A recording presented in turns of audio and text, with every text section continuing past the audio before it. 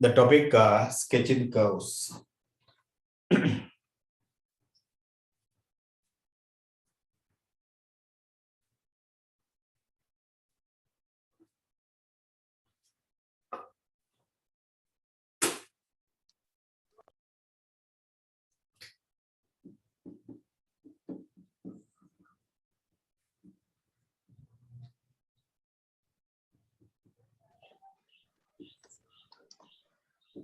Sketching curves.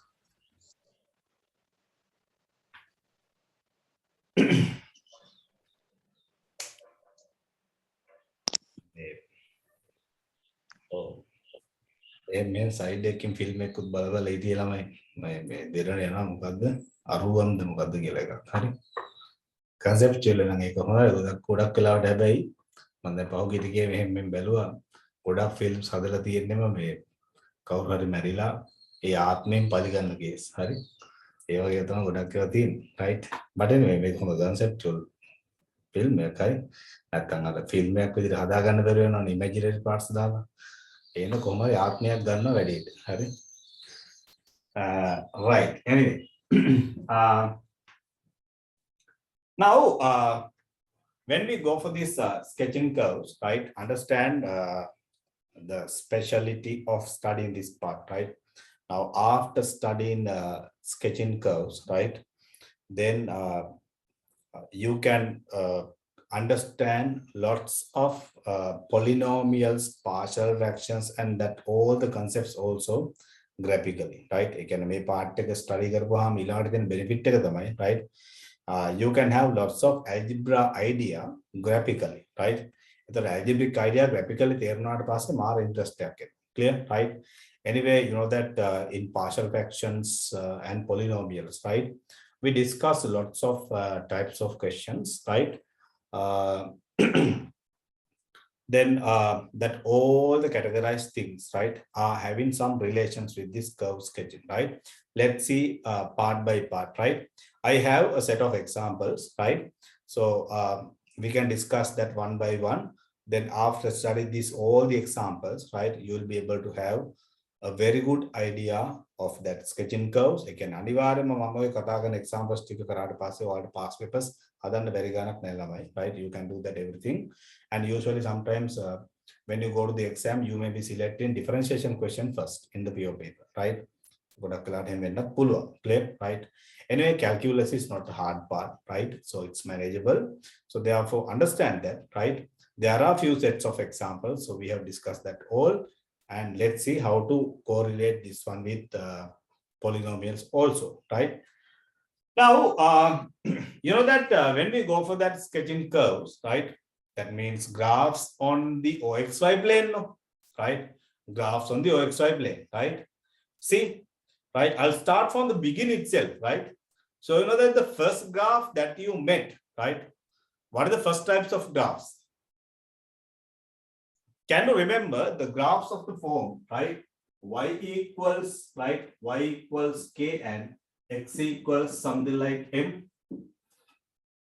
you studied these types of graphs right now we are talking differentiation but I will start from this one right y equals 2 y equals 3 y equals 5 y equals -7 right graphs of this particular form right graphs of the form of y equals k are what type of graph very good right they are parallel to the x-axis right you can imagine horizontal lines clear that is the nature of the graphs of the form of y equals k right and if you go for the graphs of the form x equals m x equals 2 x equals 5 x equals -7 right these all the graphs are parallel to what the y-axis they are vertical lines clear good right so you are okay with that simple idea right then after that you move to that linear graphs still linear graphs right the graphs of the form of y equals right the graphs of the form of y equals mx plus c right now can you remember we studied about this one also under coordinate geometry introduction right අපි එක introduction study කරානේ right under the introduction of that coordinate geometry we study the graphs of the form y equals mx plus c right anyway you know that when you get the differentiation dy by dx is m, right? Constant differentiation 0, right? Then dy by dx comes as a constant value, right? Why is that? Why is that? Kavish, what do you say? Why is that dy by dx is constant always? So the y and x values vary linear, Y and x values very linearly. behave in linearly. Yes. Yeah, that's the meaning of that linear functions, Gemba.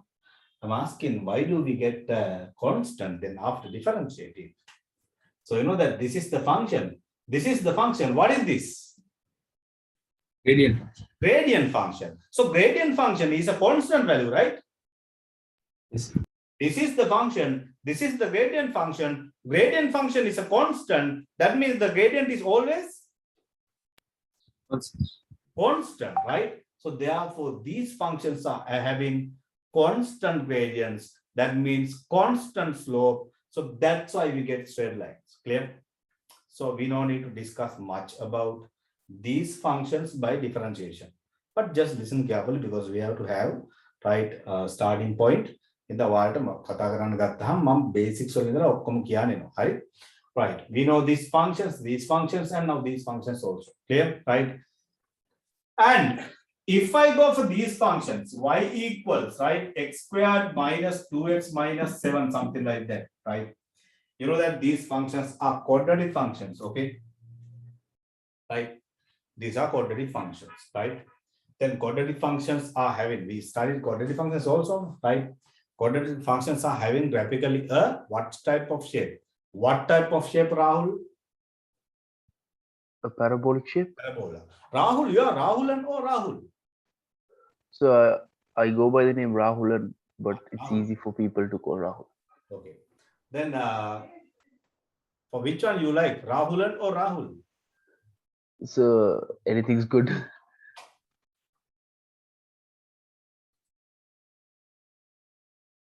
Right. Okay. Then this shape is a parabola, right? Then parabola, not only a parabola, it has a minimum also, no? Right? It has a minimum. Clear? You know that we studied these things algebraically, right? Under quadratic functions. Can you remember? We have written this function by completing square, right? Then by writing completed square, we applied an argument algebraically, and then we proved that this has a minimum, and we found the minimum and axis of symmetry, and we sketched the graph also. Clear? That means you have studied how to sketch the graph of these functions, these linear functions, and up to these quadratic functions also. Clear? Right? Then actually, we can sketch these graphs, right, using differentiation also, right? Then if you go for that dy by dx, you know that dy by dx equals actually 2x minus 2, right? Dy by dx is 2x minus 2, that means twice into x minus 1. Clear, right? Then twice into x minus 1, right? Then actually we can discuss about that stationary points and everything, right? You know what does mean stationary, right? The gradient is 0 value, right?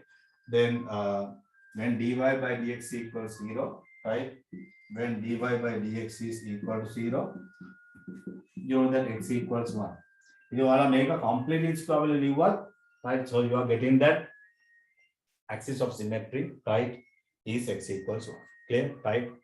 That's what you study, right? Then actually after finding that gradient function, you found the stationary point, then we can prove that this has a minimum, right? So then we can draw the graph quickly. Okay. Right?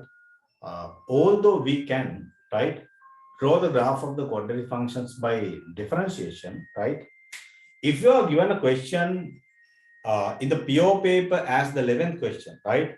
That means 11th question by quadratic functions and polynomials, right? In that question, right? Now, when I go to that 2012, right? In 2012, they have given that sketch the graphs of the quadratic function without using the calculus. They have specially mentioned that you can draw the graph without using the calculus, right? Why is that? Actually, we can draw the graphs of the quadratic functions very easily by using differentiation. Clear, right? Calculus use කළා හරියන්නේ right? ඊට වඩා algebraically argue කරලා graph එක අඳින්න ඕන කියලා. ඒ කියන්නේ මම ඔයාලට explain කරලා දෙනවා how to draw the graph of the quadratic function, right? So that step should be followed to draw the graph. Clear? Right. So the other thing, right? Now, can you remember I discussed functions and transformation? Under functions and transformation, right? I discussed how to sketch the graphs of the cubic functions also. Clear? Actually, cubic functions also, right, can be sketched something like you are sketching quadratic graphs under quadratic functions. Clear? But the thing is, right, actually you can study a lot using differentiations, right, from the cubic functions, right? That means in our syllabus, when we go for that sketching curves, right, we can go for the graphs from the cubic functions. Clear, right? That's what we are going to start, right? But anyway, there are some basics that we have to understand, right? First, we can take that part to our note, right? Then we can go for the graphs, right? Okay, now,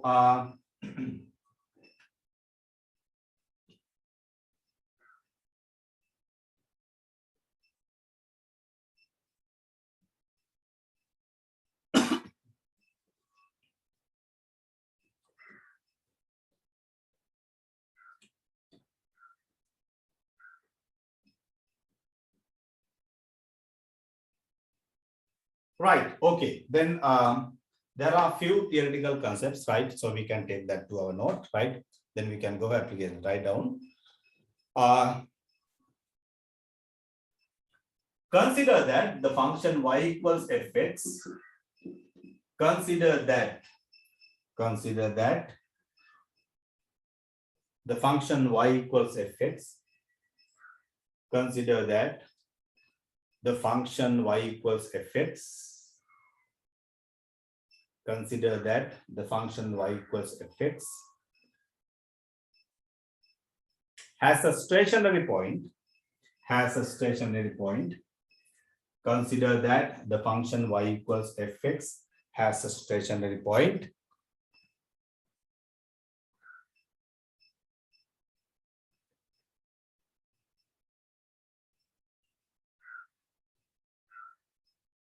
Has a stationary point at x equals a. At x equals a. Consider that the function y equals fx has a stationary point at x equals a, right?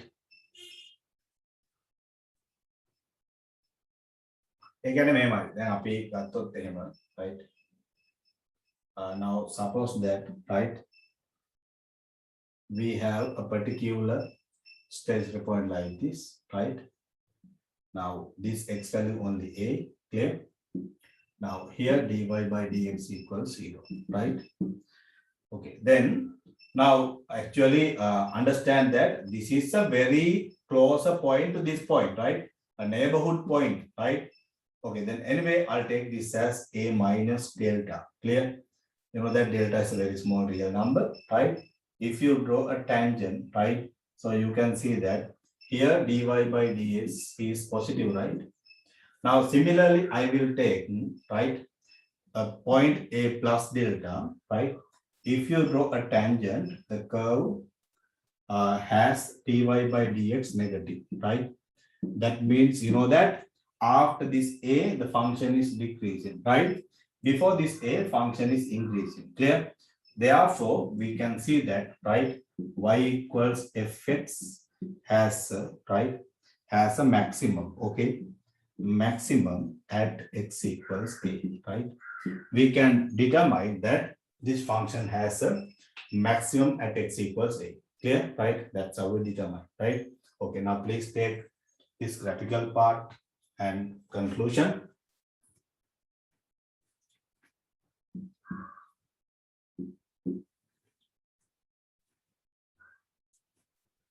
The next case.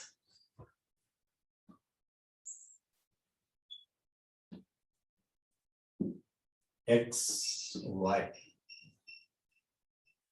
Now, a particular function at this point A, then dy by dx is 0. Now understand this is A plus delta, right? They are very close points. When you draw the tangent, right? Then dy by dx is positive, right? And at a value A minus delta, dy by dx is negative, right? That's what you can see. Clear?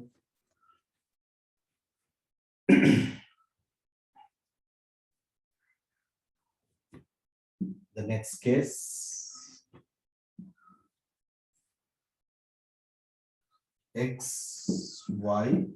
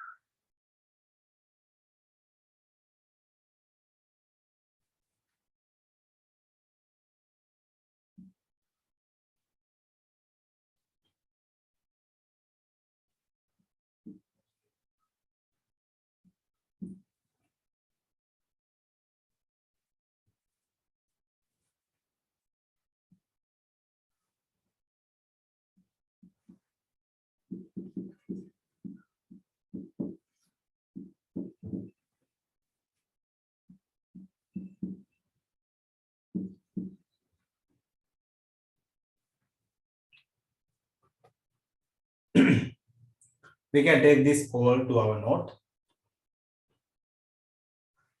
And here under the graph, actually, you can write that.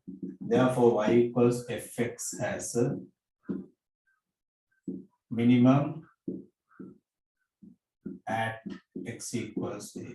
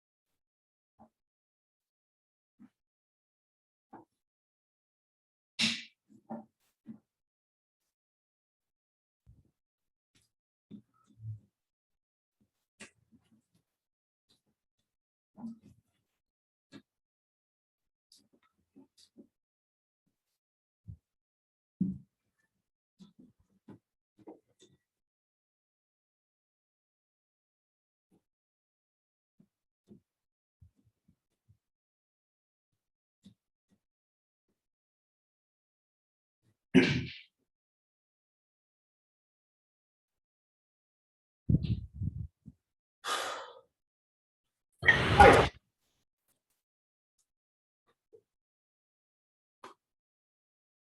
Now, understand carefully, right? Then make a katawa gyanwe 2019 okay, right? Now this function has, right? This has a point of inflection, right? Point of inflection, right? With the stationary point, right?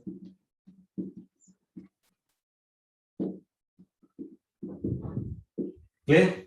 Again, now there are some points of inflections, right, without a stationary point also, right? Actually, that was introduced from 2019. Clear?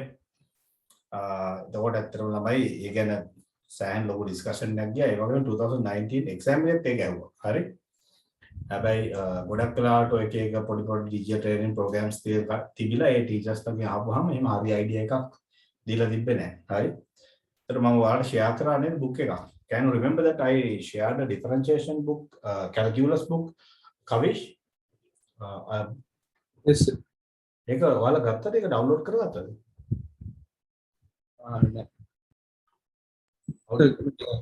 How did I share that through Drive or? So differentiation tute දැම්මා මේ book එකක් කියන්නේ. I didn't share the book. No, sir.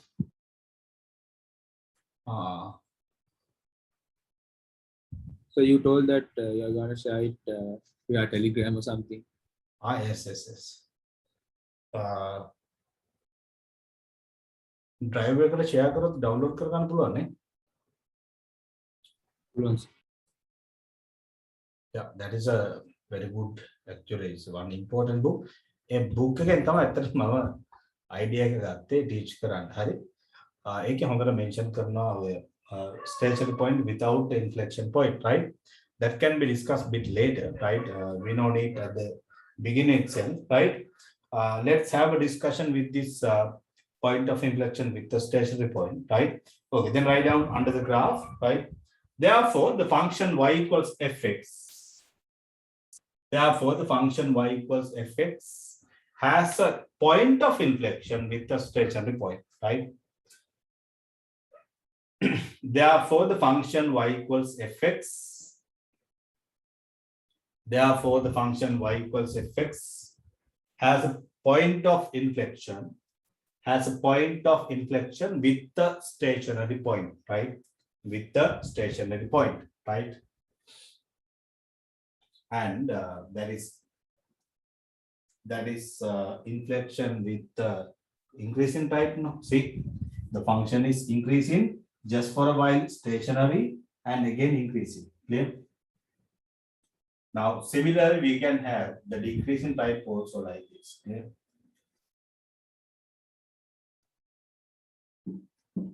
X, Y. Here A.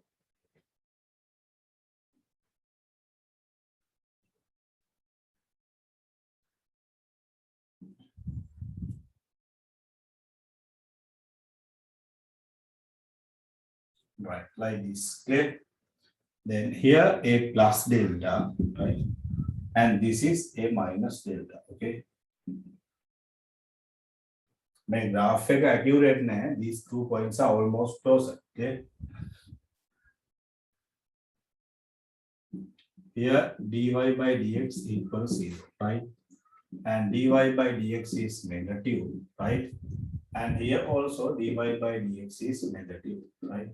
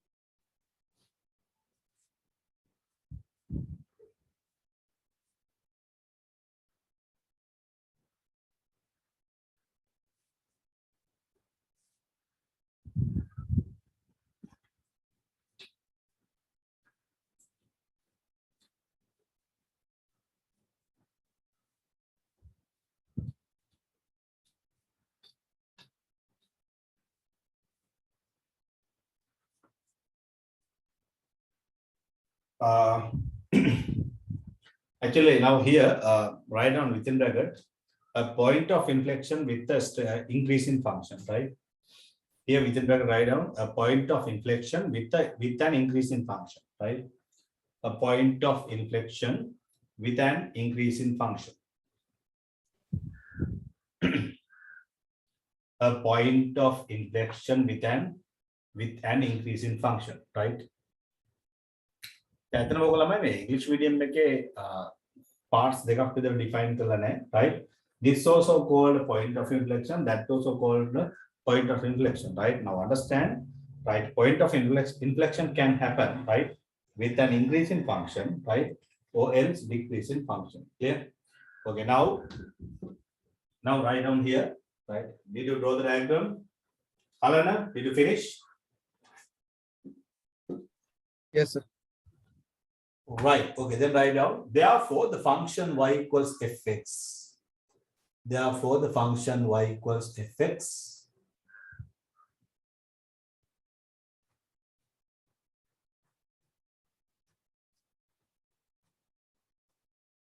Therefore, the function y equals fx has a point of inflection. Has a point of inflection with a stationary point.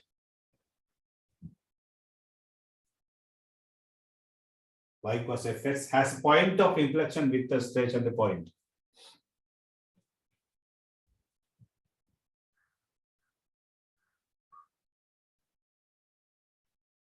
Anyway, further write down within bracket a point of inflection with a decrease in function. A point of inflection with the decrease in function.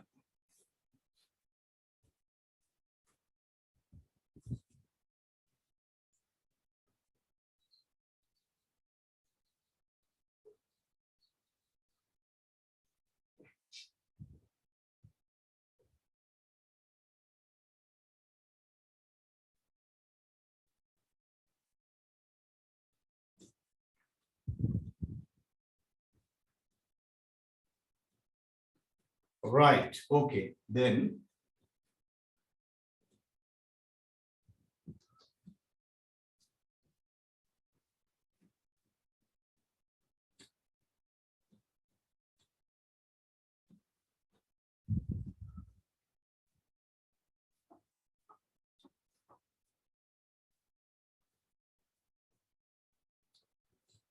right now understand.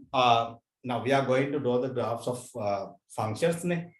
Some functions have no actually stationary points. You know that linear functions, right? Linear functions have no stationary points. Clear, right? Now, when you go for the functions with stationary points, right? Now, those are the four types, right? You can have a minimum, right? So you can have a maximum, right? You can have a point of inflection with the stationary point, right? By the two types. Clear? Now, some functions, okay? Some functions can have only one minimum. As an example, quadratic, right? Some functions have only maximum, right? Example like practically maximum quadratic, okay? Right? Some functions can have, right, a single point of inflection. Clear, right? Some functions can have one minimum point of inflection, a minimum and maximum, a minimum maximum point of inflection, a minimum maximum that both the point of inflection. Those things can happen, right? So, right, we can have a particular rough sketch of a graph, right? And the other thing, right? මේ මුලදී කිව්වට right part by part වලට යනකොට confirm වෙනවා. හරි. ඊළඟට මම මුල හරියද කියන්න ඕන facts ටික ඔක්කොම කියන්න ඕන. නැත්නම් අතරින් පදින එක එක්කෙනාගේ ප්‍රශ්න තියෙන්න පුළුවන්. මම කිව්වේ නැති facts වලට. Clear? Right? Usually in our syllabus we are given, right? We are given to draw the graph of a function from negative infinity to positive infinity. Clear? එහෙම තමයි අපිට දෙන්නේ. හරි? හැබැයි අපි ගත්තොත් එහෙම සමහර syllabus වල, right? අපිට limited domain එකක තමයි graph එක අඳින්න කියලා කියන්නේ, right? Something like sketch the graph. දැන් ඔය O level කාලේ කරේ, right? In O levels you have sketched the graphs from -3 to +3. Clear, right? අනේ එහෙම තමයි values ගත්තේ. Clear? So something like that in here also, in this case also, right? We can have the functions for a limited domain, right? Then let's discuss what are the things can be discussed with the limited domain. Okay. General write down. Consider a graph of a function. Consider the graph of a function y equals fx. Consider the graph of function y equals fx for what? A to B. What does this mean, Kavish? A to B. So including A and B. Yeah, including A and B and A to B. Clear? As follows.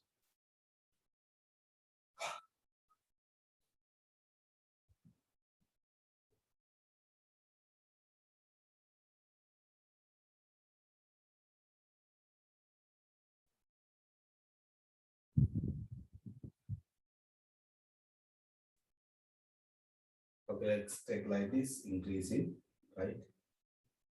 Increasing and just for a while stationary. And again increasing.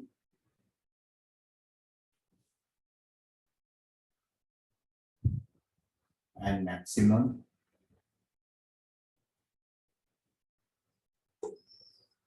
Right, and then decreasing and decreasing, trying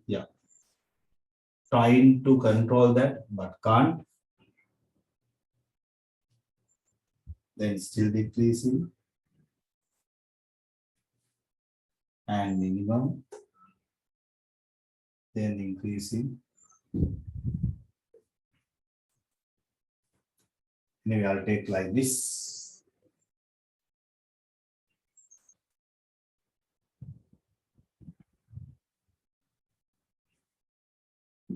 X.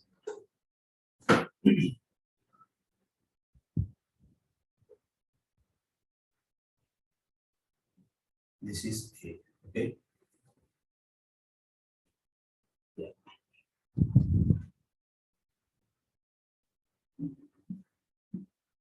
B, okay? Then y-axis, x-axis, origin, and right. I'll take here A to B, then here C, D, E, F, okay? In this all the cases, right? You know that thing.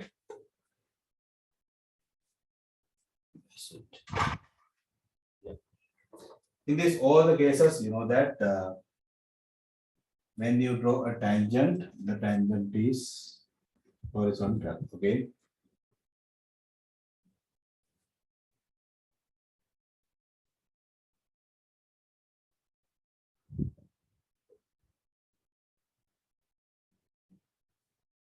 In that all the cases, you know that dy by dx equals 0, right?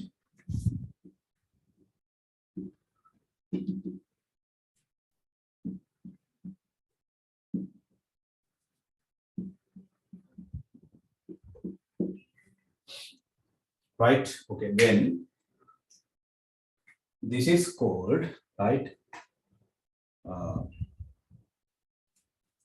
I'll start from here, A and B, C. Hidura, can you see the board? D. Yes, sir.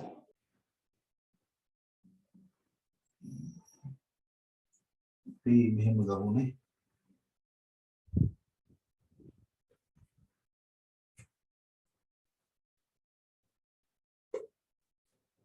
මෙහෙම ගත්තම පොඩි ගතියක් තියෙනවානේ. C, D, E, F, හරිද? Right, these are the things that can be seen, okay? Now understand clearly, right?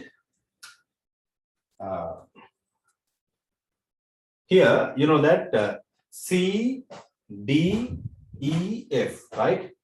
These all 4 points, clear? All 4 points are generally called, right, stationary points, clear? Something like buoys, clear? Right? So these are with different names, no, right? This has a point of inflection. This has a maximum, right? This has a point of inflection. This has a minimum. That is called not only a minimum, this is called a local minimum. Clear? Why do we call it is local minimum, right? Why do we call this is the local maximum, right? If it is local maximum, where's the global maximum? If it is the local minimum, where's the global minimum? Clear? These are the things that you should know. මොකද සමහර දැන් මගේ විතර නෙවෙයි එක එක documents මොනවා හරි follow කරන වෙලාවට find the local maximum of the function. Find the local minimum කියලා අහපන්. So we studied only minimum, but we don't know what is the local minimum, right? So you may be having some problems like that. Clear? So that's why I'm going to discuss that all, right? Understand, right? Why do we call this is a local maximum, right? Now I told that no, I define this function from this A to B, clear? Now you know that if you substitute x equals b, y value is here, right? Now that y value and this y value, if you compare, suppose that I have drawn an accurate graph. If I have drawn an accurate graph, this is the y height and this is the y height, right? By them, which is the greater y height? What is the greatest y height? Greatest y height at the point B, right? ඒ කියන්නේ function එකක් ගත්තොත් ඒ function එකේ තියෙන maximum values වලින්, right? Right? If you have the greater y height, then by that all greatest y height, clear? Greatest y height is called the global maximum.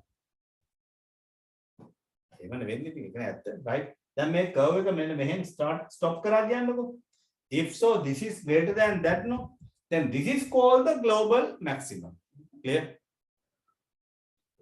But I told that although I have drawn this graph from A to B, you are given mostly the functions from negative infinity to positive infinity. Clear?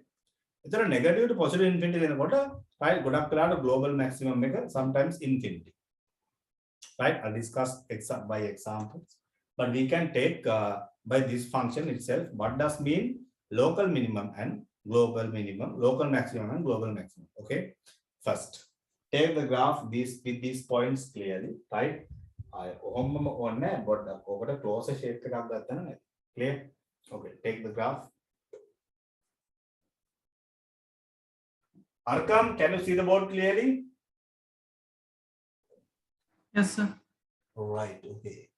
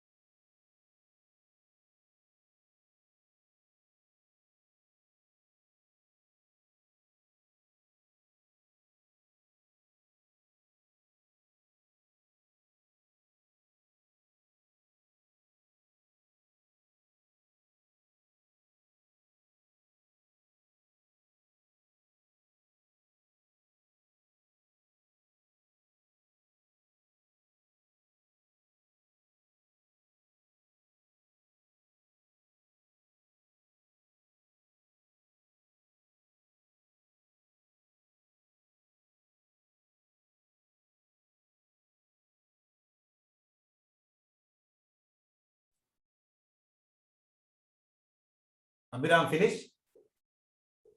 Yes, sir. Okay, then we can take point by point. Write down according to the graph. According to the graph.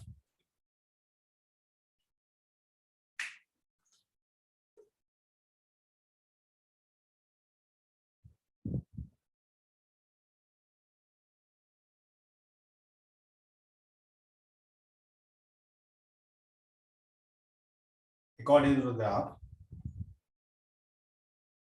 the points C, D, E, and F. The points C, D, E, and F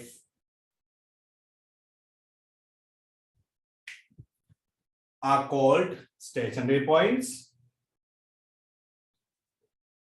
Are called stationary points.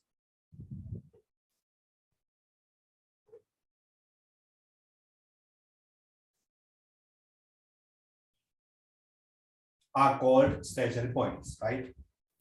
Then D has a local maximum. D has a local maximum. D has a local maximum. F has a local minimum.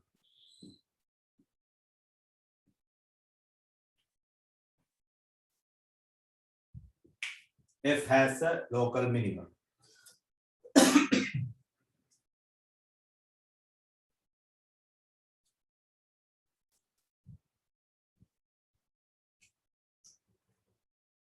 F has a local minimum.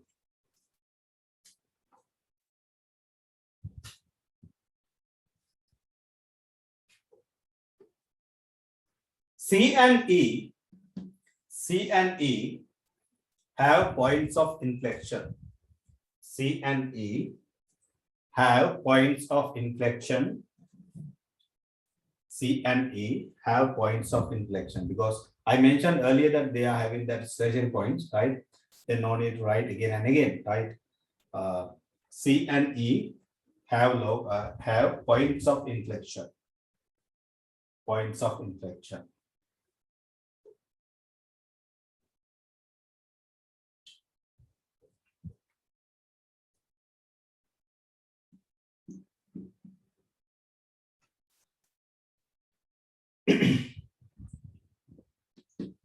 Actually, you know that y equals fx. Yeah, y equals fx. Okay. When you substitute x values here, you get the y values, right?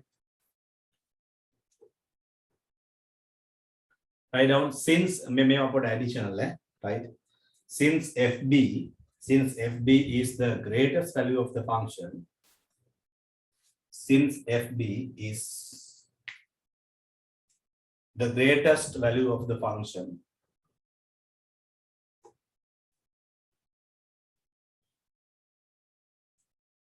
then it is called the global maximum, right?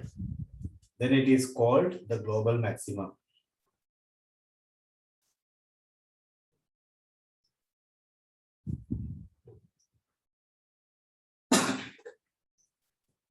Therefore, FA is the global minimum.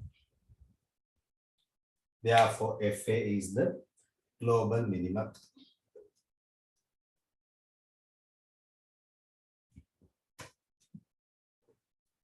Therefore, FA is the global minimum.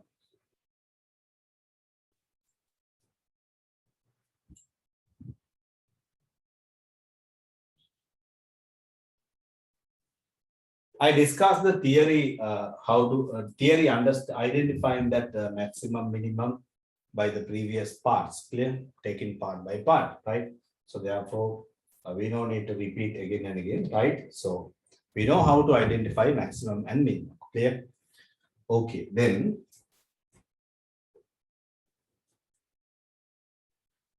we can go for the application actually, right?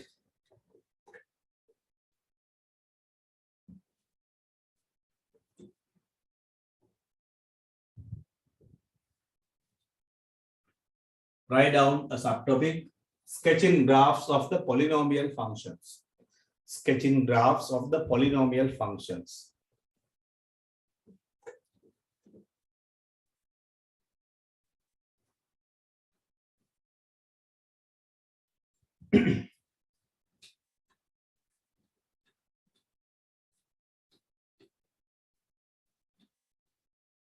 Sketching graphs of the polynomial functions.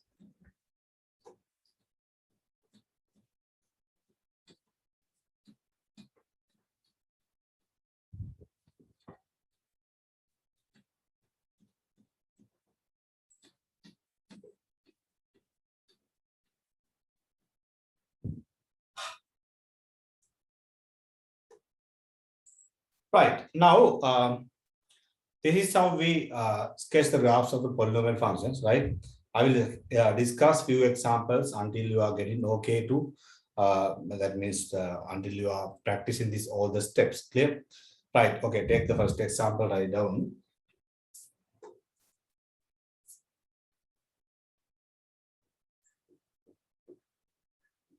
Y equals x cube minus 3x. Y equals x cube minus 3x. Y equals x cube minus 3x. Right.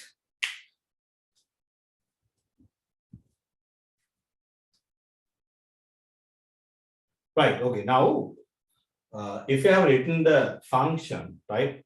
Now understand actually you are given this function, right, for all x real. Polynomial totally to the whole, that means domain means total all the real numbers. Clear? We are not given that sketch the graph of the function from -10 to +7 or something like that, right? We are given from negative infinity to positive infinity. Clear? Right? See how do we take the graph? Okay. Now, if you are given this polynomial function, right? Anyway, you know that this is a cubic function, no? Right?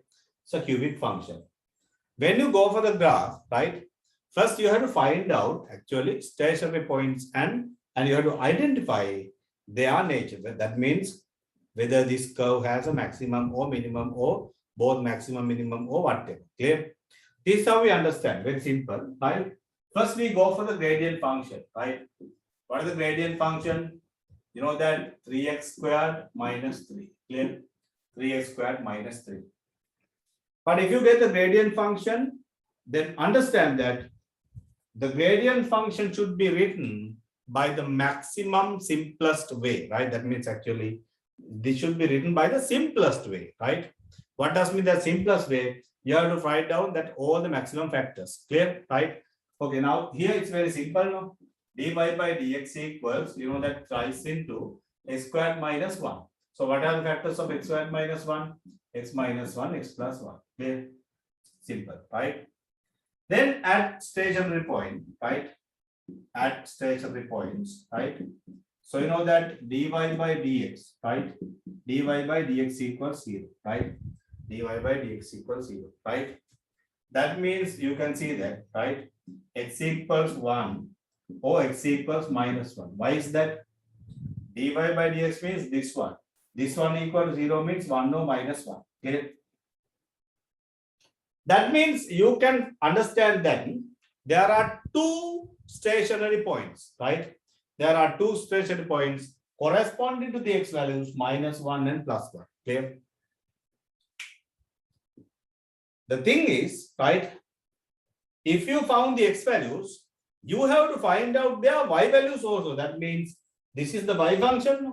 By substituting these x values, you have to take the y values also because we have to mark their coordinates. Clear? Okay. Then when x equals 1, right? When x equals 1, then you know that y equals, right? Here 1 cube 1, 1 minus 3 actually minus 2, right? Then actually 1 point is 1 comma minus 2. Okay. Okay, now I'll write that point is A. Then when x equals -1, you get y equals. You know that -1 cube is -1.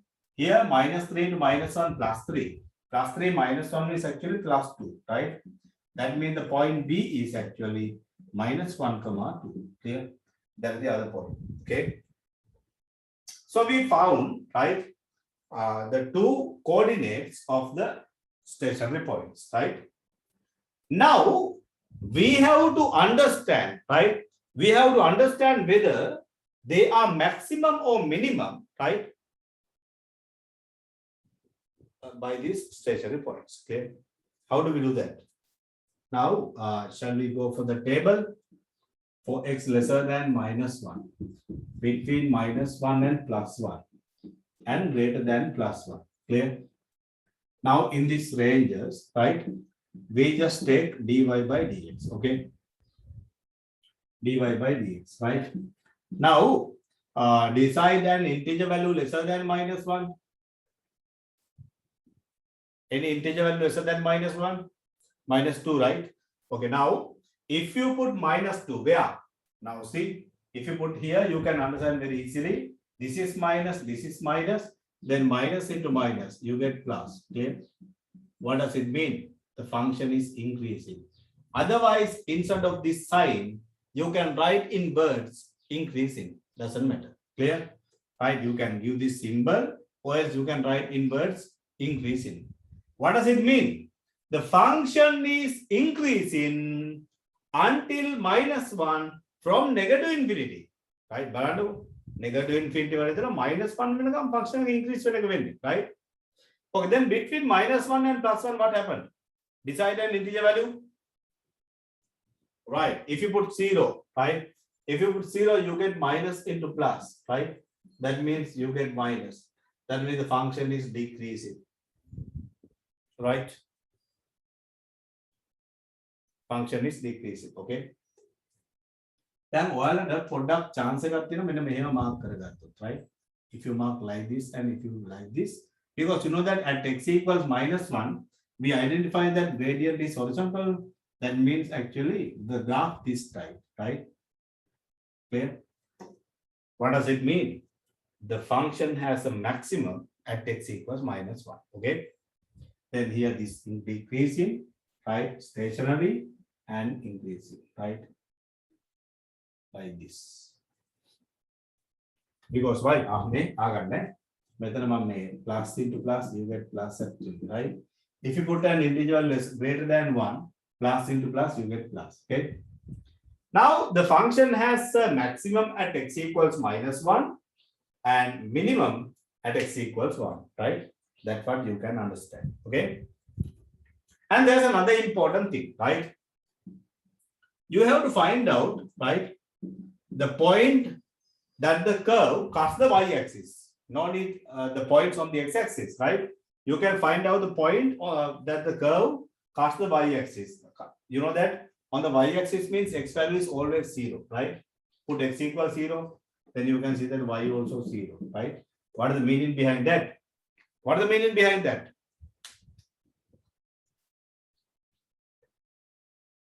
Okay, what is the meaning behind that?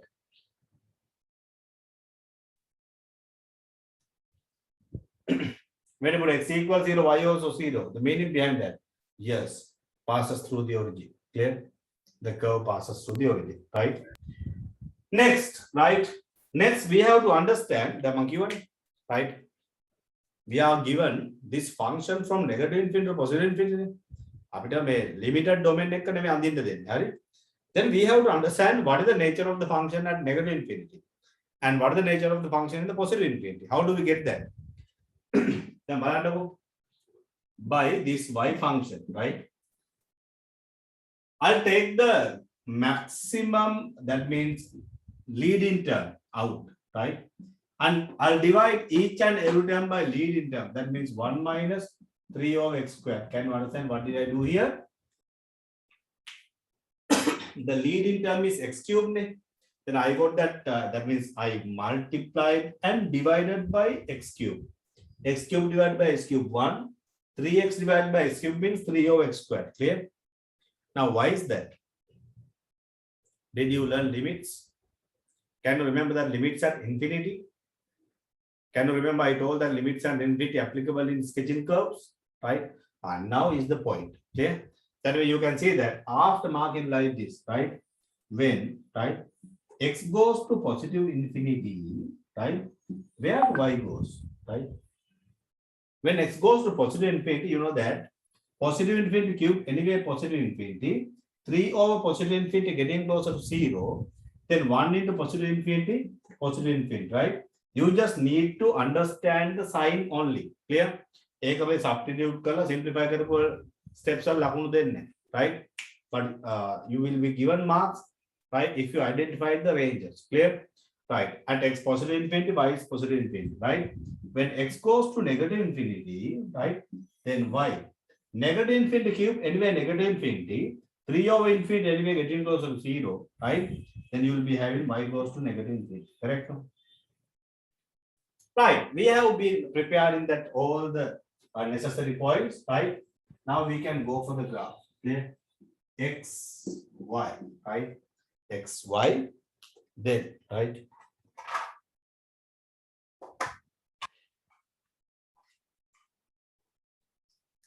So, -1, +1. At +1, you get -2. Somewhere here. It is a minimum. How did you understand minimum? By this point. Clear? At -1, the y value is 2. So you get the maximum value, right? The curve passes to the origin, right? Then you know that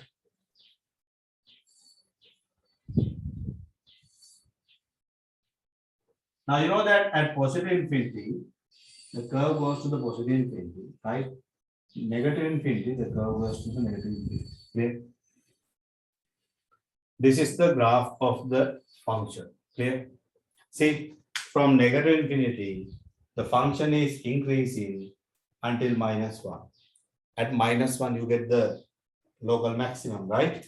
Then decreasing up to -2, right? Then increasing up to positive infinity. Okay. The May function global maximum. What is the global maximum in this function? Infinity?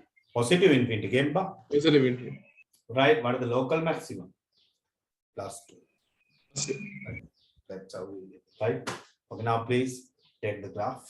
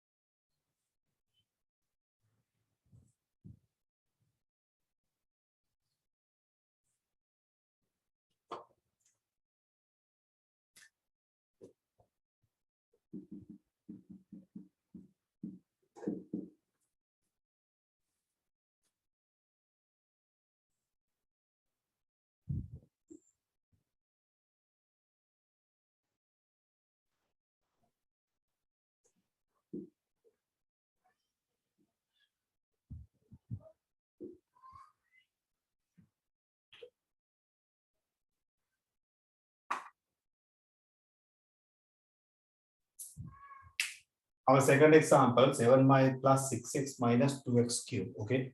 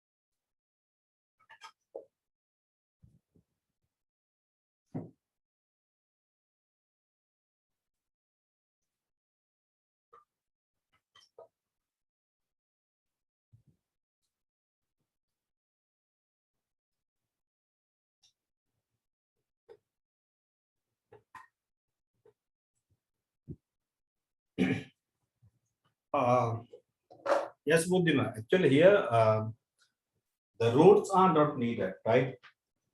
Especially in the marking scheme, they are not expecting the points on the x-axis. Clear, right? So they are, especially they are expecting y values, right? Stationary points, right? Yeah, those are the things expected. Clear?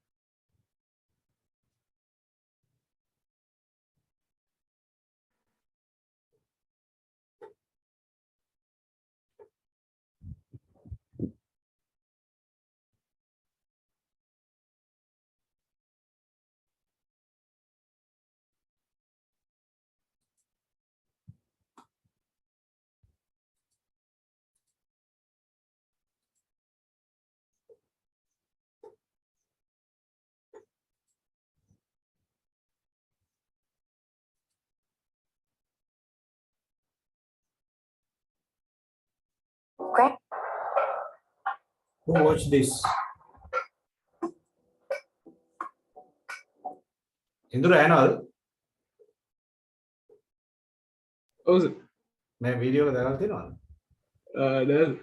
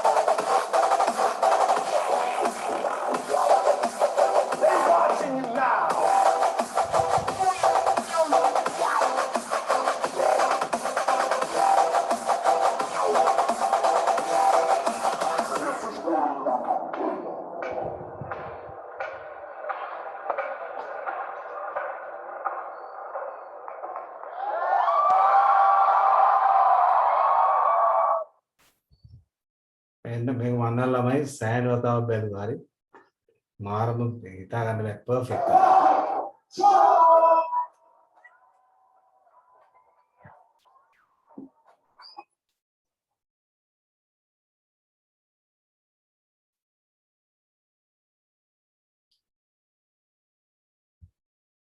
කවුද කලින් බලලා දෙන්නේ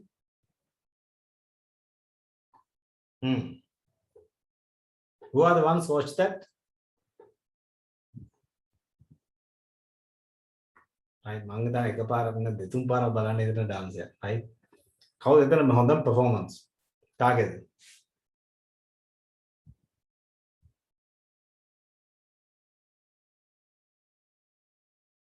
I think girl, right? හැබැයි black man ට මාර balance එකක් තියෙනවා. හරි?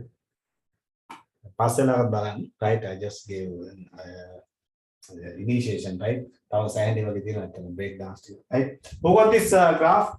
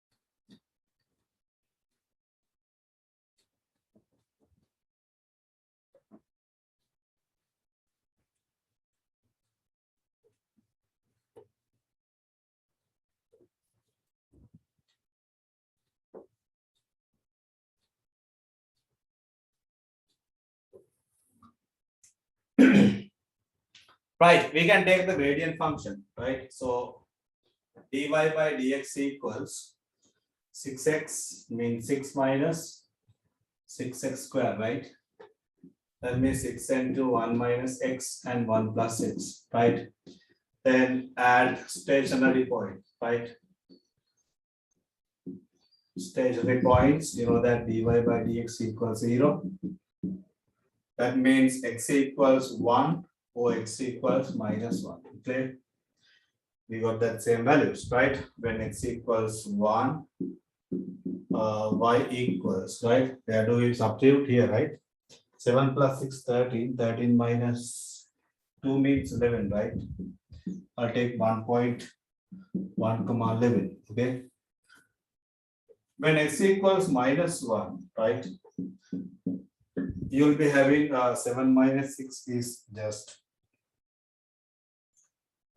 yes, 7 minus 6 is 1, then 1 plus 2, 3, right?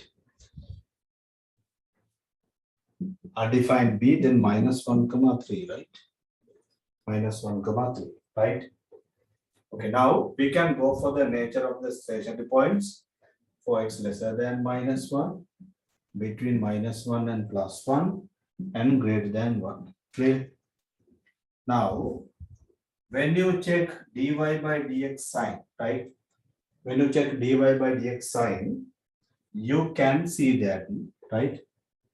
When you put a value lesser than minus 1, right?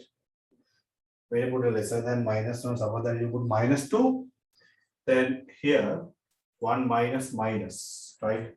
1 plus. That means that sign is plus, but other sign is minus. The function is decreasing. Okay. Then at this point horizontal, when you put a value between minus 1 and plus 1, suppose that's 0. If you put 0, you get plus into plus. That means gradient is plus increasing. Okay. There's a minimum. Okay. Now increasing, right? Stationary. My lines dekha ke ho gaye avulak mein. Okay. Then for x greater than 1. So what happened? You get minus into plus is minus. The function is decreasing. There's a maximum. Okay. There's a maximum at x equals 1. Right. Then we have to go for the limits. Right. And not only that. When x equals 0, y equals 7. Clear? You can quickly see the y-intercept, right? Then I'll take minus 2x cube out. Then we can write here. Yeah, I'll write minus x cube. Taking minus x cube out, then you'll be having plus 2. Then minus 3 over x squared and minus 7 over x cubed. Then when x goes to positive infinity, right? When x goes to positive infinity, the curve goes to here 3 over infinity, 7 over infinity closer to 0. Here minus infinity cube plus infinity, that into minus infinity. That means y goes to minus infinity. Got it? Then when x goes to negative infinity, then y goes to positive infinity. See, you'll be able to see it. Clear? Now we have been preparing by that all the points. Then we can go for the graph.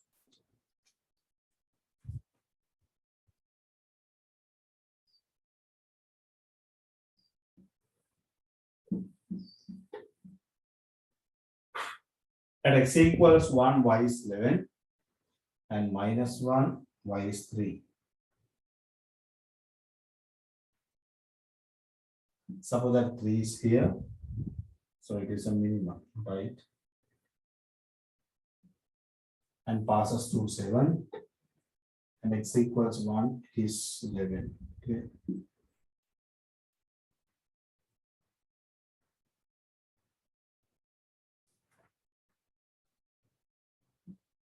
Who got the graph like this?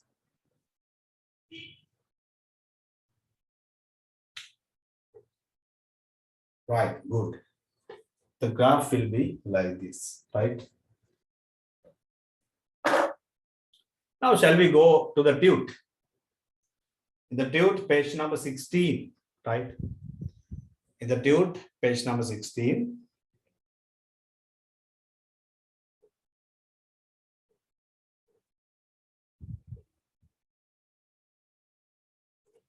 Page number 16. Question number 6. Look at the question number 6. In the 6th question, you can mark this 1, 3, 4, 6. Yeah.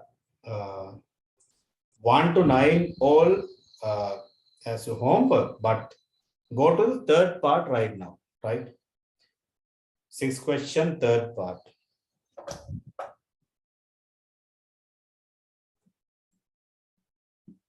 The function is y equals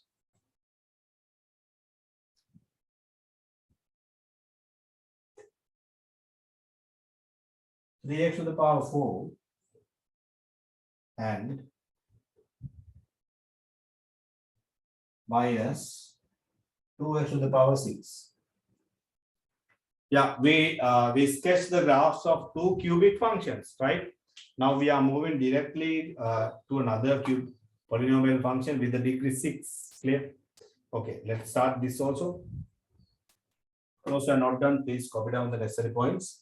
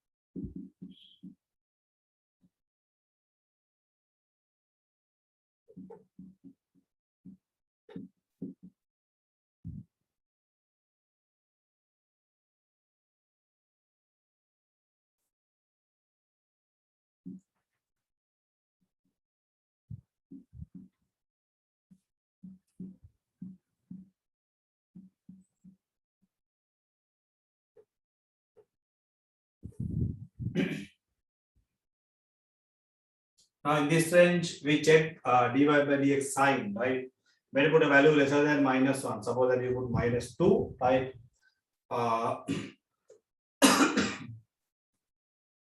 Then in polynomial functions, right?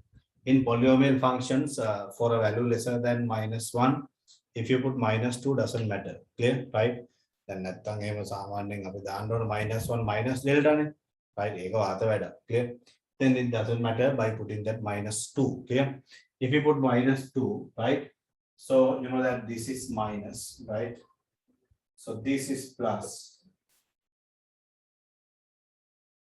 So this is minus, right? Then you get plus, the function is increasing. Here stationary, clear? When you put a value between -1 and 0, suppose that you put -half, then minus. This is plus. So this is plus. You get minus, clear? The function is decreasing, so there's a maximum, clear?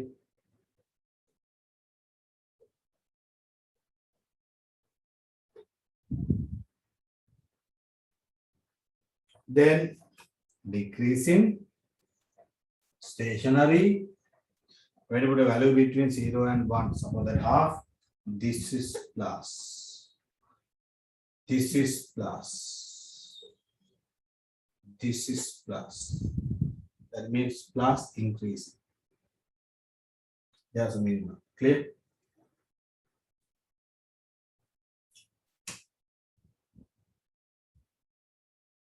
When you put a value greater than 1, plus, minus, plus, you get minus, the function is decreasing, right? There's the maximum. Clear? Not only that, we have to take the y values also, right? When x equals 0, y also 0.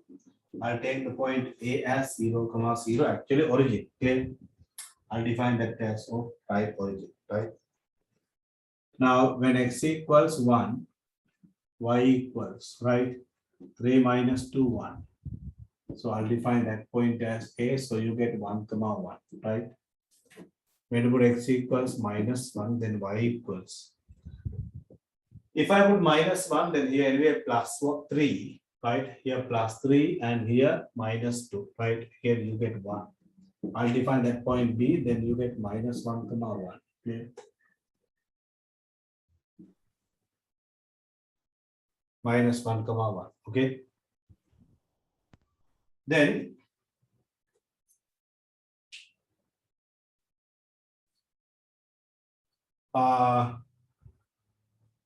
we can find out the limits at infinity, right? Because when x equals 0, y equals 0, already know. Clear?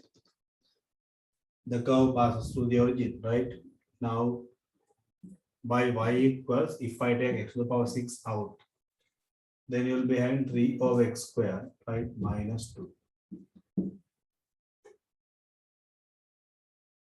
That means when x goes to positive infinity, then y also goes to positive infinity. Clear? when x goes to negative infinity, then y goes to positive infinity because this power is even. Therefore, right, by both the sides, the function goes to the positive infinity, right? No, no, no, no, no. Here minus 2, then negative infinity. Now, when you go to the graph, x, y, minus 1 and plus 1, right? Then at minus 1, the y value is 1.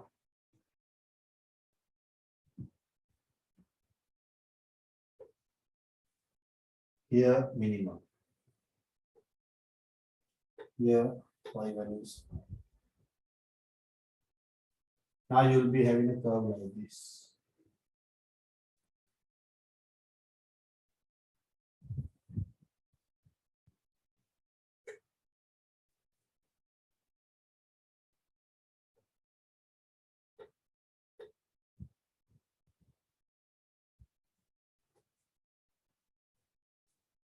From negative infinity to minus 1, the function is increasing, okay? Here stationary, between minus 1 and 0, the function is decreasing, right? Then 0 to 1 again increasing, right? Then again decreasing, right? We have 2 maximum and 1 minimum, right? Who got this graph?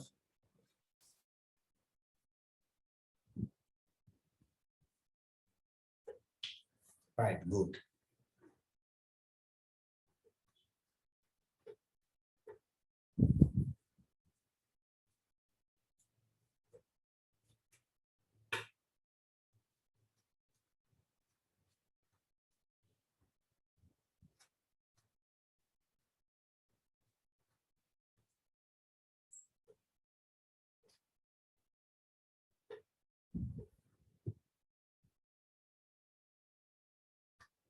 Now, you better add this function also to do at home, right?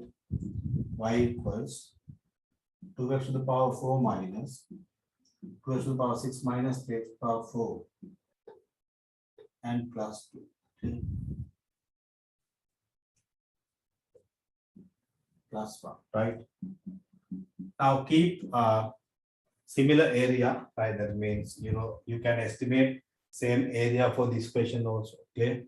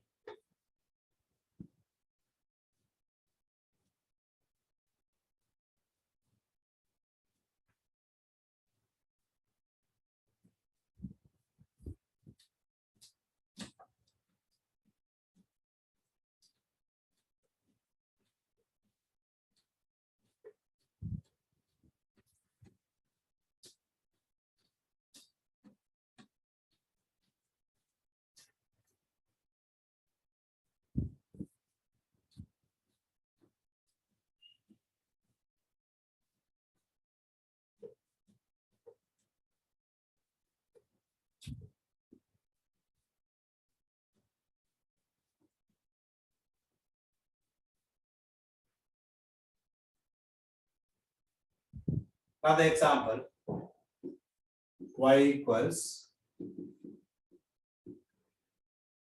x minus 1 squared into x plus 3. X minus 1 squared into x plus 3. So we have to go for the graph of this function.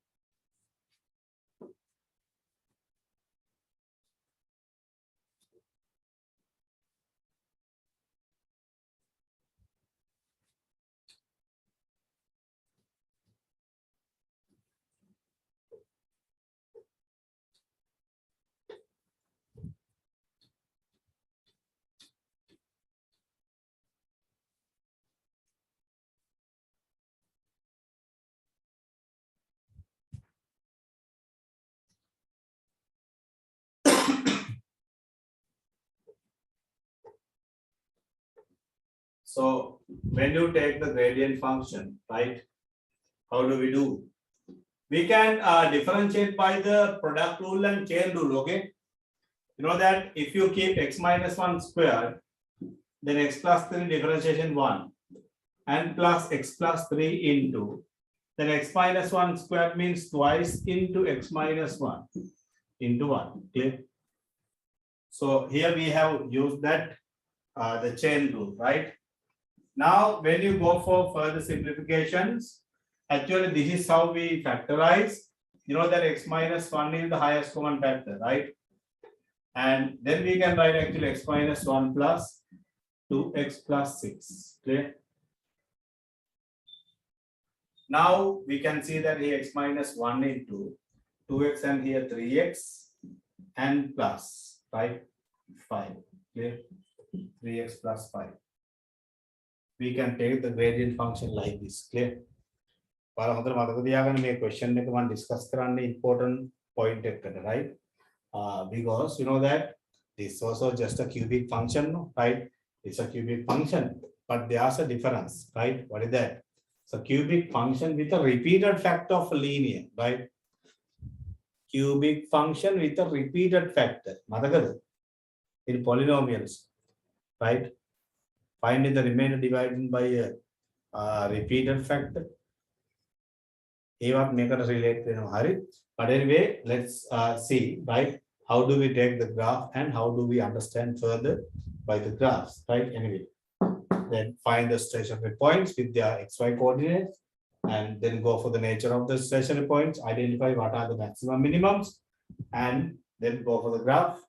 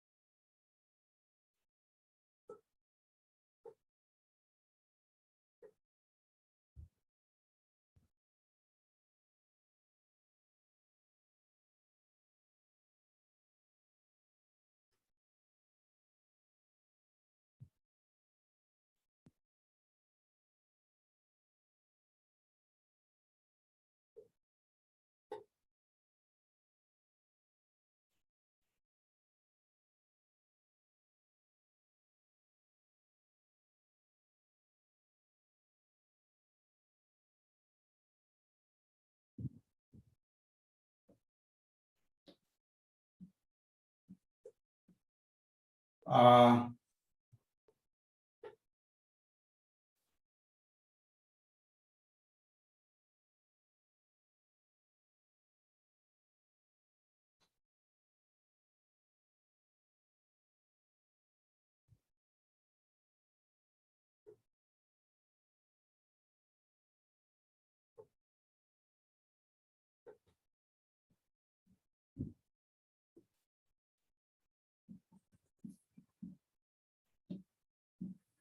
who got the graph like this?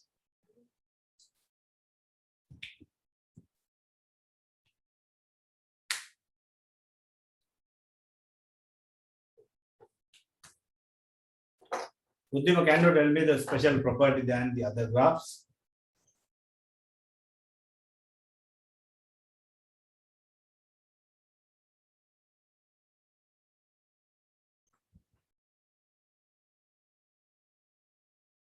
What can you see? Please comment. Comment of the special properties that you have seen.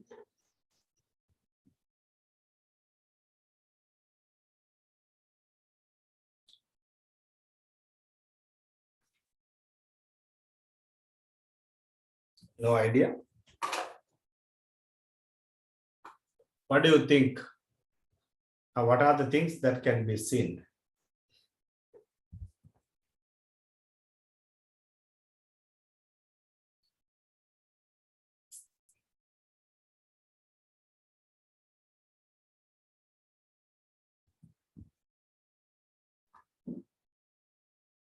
Yes.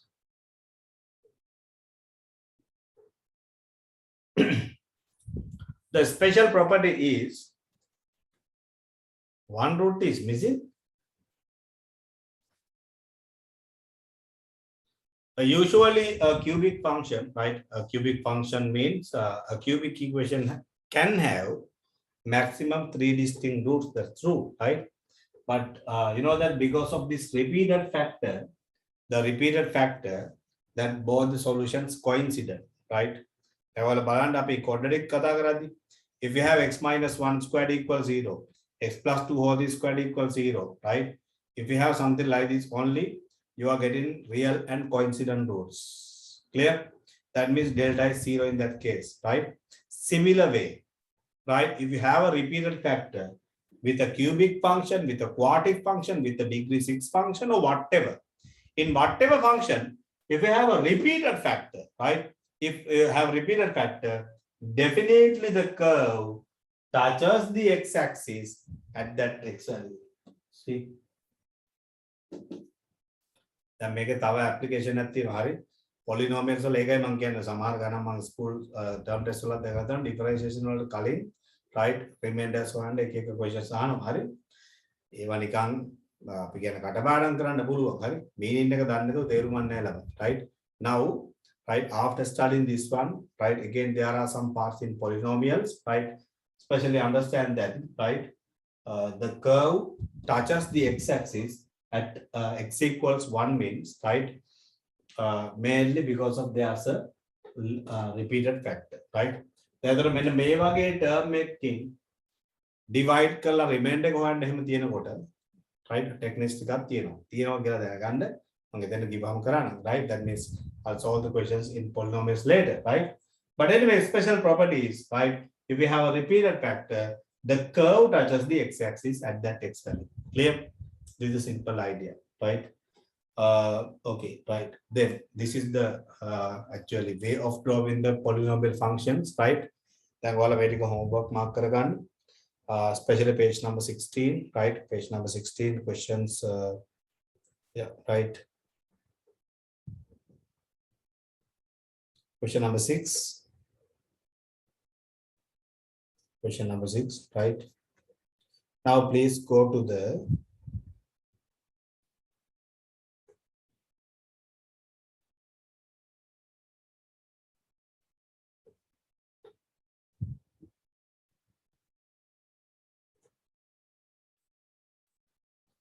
page number 21 question number 61 page number 21 question number 61 right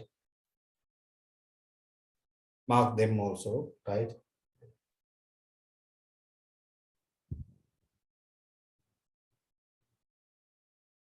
Yes, right. That's what you can do. Clear? Right. Okay. Then have your break. Right. Let's start at 6 o'clock.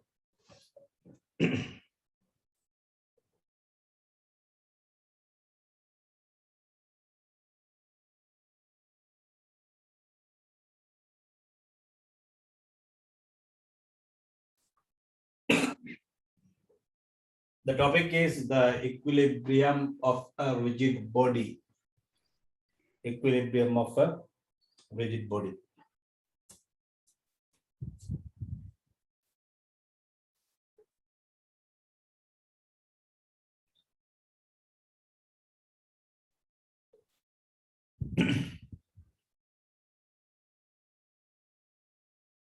Equilibrium of a rigid body. Okay, then listen here. දැන් ඇත්තටම අපි applied වල උදරා ගන්න වෙනකොට so we discussed now see we discussed coplanar forces, right? And we discussed linear motion, right? Earlier than that we discussed vectors, right? මේවා තමයි applied වල තාම කතා කරපු ඒවා. හරි? දැන් applied වල important part එකක් තමයි equilibrium of rigid body, because this idea, right, is needed to solve the problems under the chapters smooth hinges, right? That's our next chapter, right? Smooth hinges, then Bose notation, right? Smooth hinges, Bose notation, friction, right? Then further equilibrium of rigid body by center of gravity. Can center of gravity hari? This idea will be applicable in center of gravity also. Clear? So these are the lessons, right? Anyway, you know that especially අපි ගත්තොත් එහෙම statics වල, right? Statics වල කෙලින්ම almost 50%, right? Now you know that 25% for stat probability, then 75% for mechanics and dynamics, right? Yeah, almost 40%. Clear, right? Almost 40% by statics. Clear, right? Yeah, make a sign of important, right? Let's see how to manage a question by this, right? By basic theory, right? Now you know that the basic elementary objects that we are talking, right?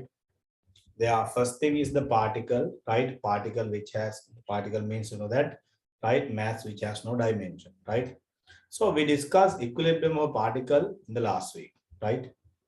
Then actually our next dimensional object is actually straight line, right? That means rod. Clear, right? Because when you print infinity particles in one particular direction, you can have a rod. Clear? Then right, that is our second part, right? Then you know that when you print infinity rods, right, you will be having a two-dimensional plane, right? Then what are the special two-dimensional bodies? That means they are also considered to be rigid bodies, right? What are the two-dimensional plane figures? They are called lamina. Clear, right? Two-dimensional plane figures are called lamina, right? So what are the basic lamina? Square lamina, triangular lamina, right? Rhombus shape, parallelogram shape, rectangular shape, circular shape, semicircular shape, right? So these are the basic plane lamina that you meet, right? Now, when you print infinity plane faces, right, you will be having the three-dimensional space, right? Then what are the 3D bodies that you meet, right? Especially you know that cube, right? Cuboid, right? Then cylinder, hemisphere, cone, right? So these are the basic rigid bodies that you meet. එහෙම නැතුව, right? ඔය කොහේ හරි යන පාරේ යනකොට පේන ගල් ගෙඩියක්, හරි? එහෙම නැත්නම් වෙන මොකක් හරි කොස් ගෙඩියක්, හරි? එහෙම නැත්නම් තා මොකක් හරි ගෙඩියක්, හරි? ඒ වගේ හැම ගෙඩියක්ම මෙතන equilibrium එකේ rigid body එකක් විදිහට අපි consider කරන්නේ. Right? Clear? Right? So basically we are talking that basic figures. Clear? The other important thing, right? Although you get, right? Although you get that rigid bodies as solids, right? You know that you have to draw them, right? In the two-dimensional plane, right? So that's why we learned coplanar forces, right? That means solids also, right, considered to be plane bodies with their forces. Clear? Forces එක්කලා තමයි අපි plane bodies කියලා හිතන්නේ. හරි? එහෙම නැතුව rigid body එක rigid body එකම තමයි. Clear? Right? Those are the things, right? Then now therefore we have to go for the basics, right? Basics, and you can have the note, right? Then we can go for some applications. Clear? First, write down, if a rigid body is in equilibrium, if a rigid body is in equilibrium, if a rigid body is in equilibrium,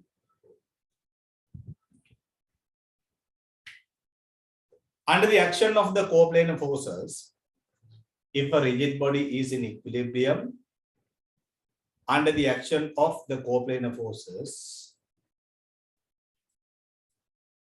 if a rigid body is in equilibrium under the action of the coplanar forces, then capital X equals 0. Then what does mean capital X equals 0, Kavish? The algebraic sum to the horizontal direction is equal to 0. Very good. Each and every point is there in that statement, right? The algebraic sum of the horizontal component, right, of the forces must be 0, right? So you can write in words also, algebraic sum of the horizontal components must be 0.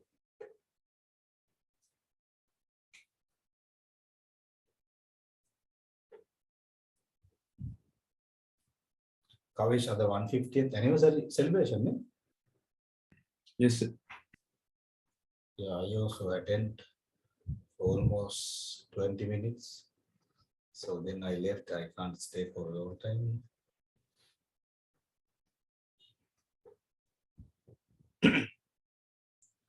But started in 1972 January, right? 18. January 1872. 1872 January 17. 17. Yes, sir. Okay, then did you write the algebraic sum of the horizontal components equals 0, right? Then write down y. The algebraic sum of the vertical components should be 0.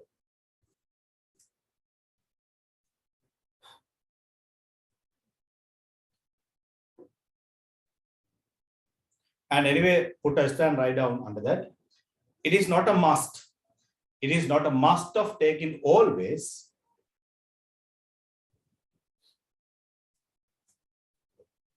It is not a must of taking.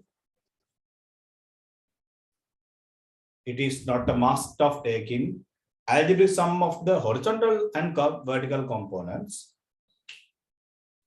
It is not a must of taking the algebraic sum of the horizontal and vertical components.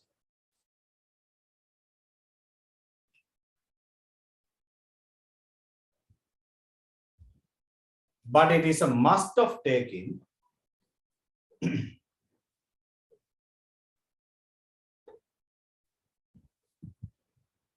but it is a must of taking the algebraic sum of the but it is a must of taking the algebraic sum of the components in two perpendicular directions. But it is a must of taking the algebraic sum of the components in two perpendicular directions. ඒ කියන්නේ මෙහෙමයි ළමයි. හරි? අපි last week එකේ equilibrium of point කතා කරා particle, right? ඒ වෙලාවේදී අපි ගත්තා along the plane and perpendicular to the plane. Can you remember? Right? So, right? Anyway, you can see that two perpendicular directions, right? If you want, you can write within bracket like this. Clear? You can have two perpendicular directions, right?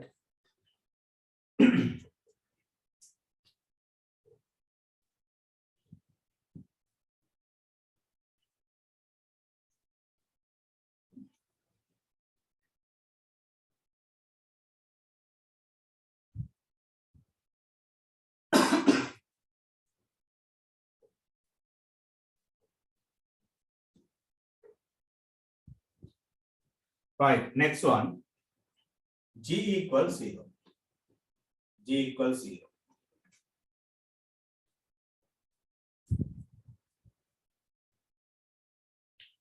Next one is G equals 0. What does it mean that G equals 0? The algebraic sum of the moments about any point is equal to 0. And write down within bracket. The algebraic sum of the moments. The algebraic sum of the moments about any point is equal to 0.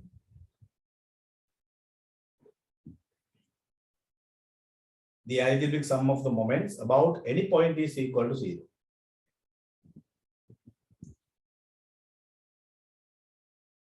The algebraic sum of the moments about any point is equal to 0.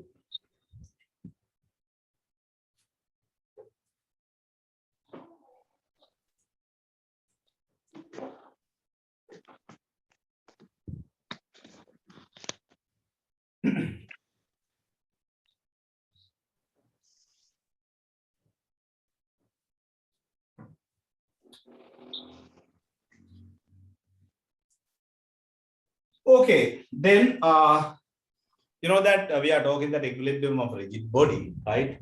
So what are the coplanar forces that you have to consider?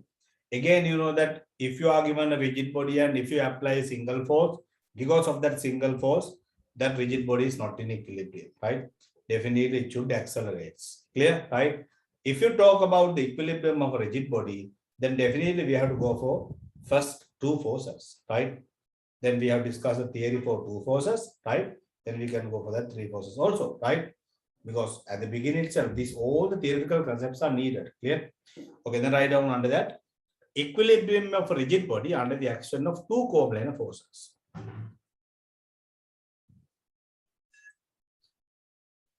Equilibrium of rigid body under the action of two coplanar forces. Equilibrium of a rigid body under the action of two coplanar forces. Just to mention this, all the shapes, right? I will take irregular shape, right? This may be a plain lamina, sometimes a rigid body. Clear? Now, suppose that this is the point of action of one particular force, right? I'll take this force as P, right? And if I take this force as Q, right? Now, now suppose that you are applying two forces at these 2 points A and B, right? If you apply these two forces like this, clear? Now suppose that we are actually magnitude of P equals to magnitude of Q, okay? Magnitude of P is equal to magnitude of Q, right? Then I'll put later for both the magnitudes equals F, clear? Now, when you apply two forces like this, what will happen? Tell me. Imidu, what will happen when you have two forces like this? So it would rotate until they become parallel. Very good. What? So it would rotate until they would be in the same horizon. Rotate means, tell me with mathematical terms, rotate means? So moment would occur. Now, I have given that magnitude of these forces equal to F. If so, A couple. very good. That means you can see that, right? If you have two equal magnitude forces like this, P and Q, right? The directions, you can see that opposite and parallel and do not lie on the same line of action. That means if you have two forces like this, what happened? System will reduce to a couple. Clear? System will reduce to a couple, right? And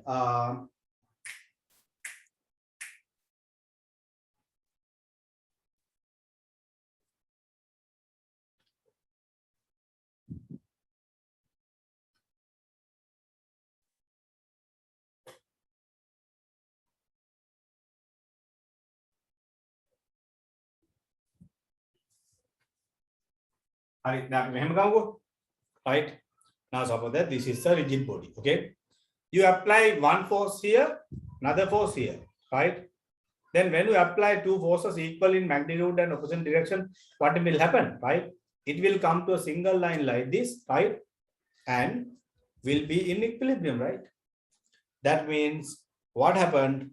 There's a couple means, right? There's a couple means, right? That will rotate, right? And then you will be having, right, a particular shape like this. So this is then okay, I'll write here P, right? Okay, P. Okay, I'll take that F and F now. Like this, clear? So this is B and this is A, clear? What happened? There will be a couple. That means the system will rotate, right? Until their line of actions coincident. Clear, right? Then system will be in equilibrium, right? Okay, then what the topic, Kavish? Equilibrium of rigid body under the action of two coplanar forces, right? Yes. When I write down, consider two forces P and Q. Consider two forces P and Q. Consider two forces P and Q. Consider two forces P and Q act on a rigid body as follows. Consider two forces P and Q act on a rigid body as follows.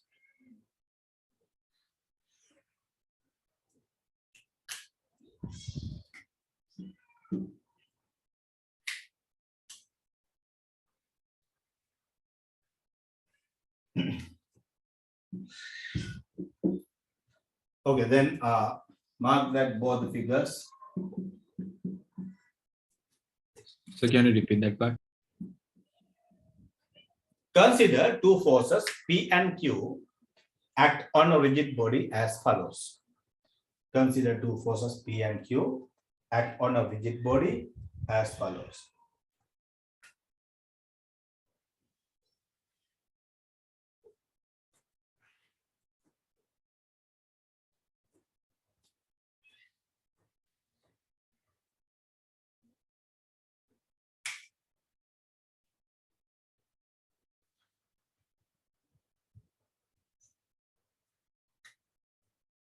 Here figure 2.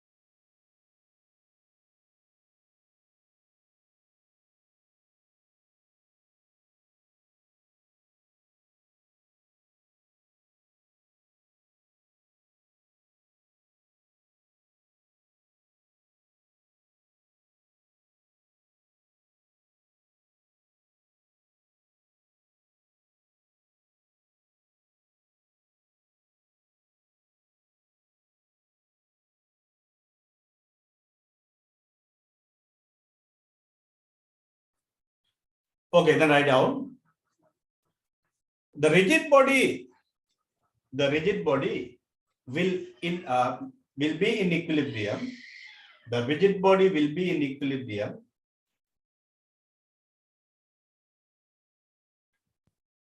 The rigid body will be in equilibrium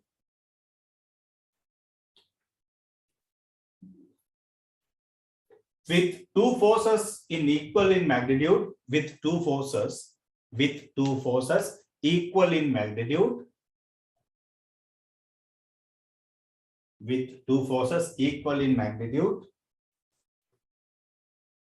opposite in direction, opposite in direction,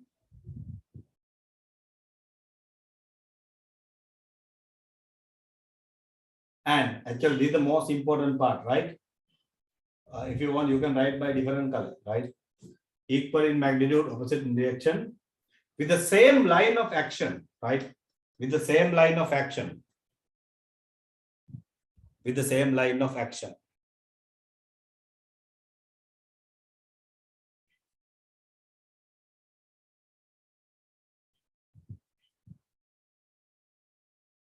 With the same line of action.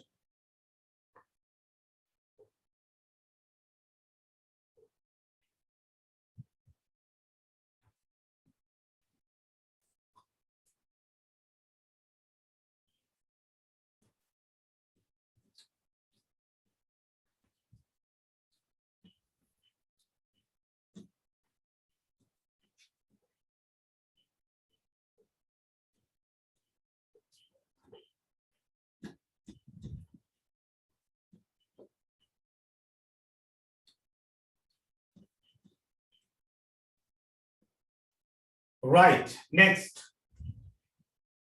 Write down equilibrium of rigid body under the action of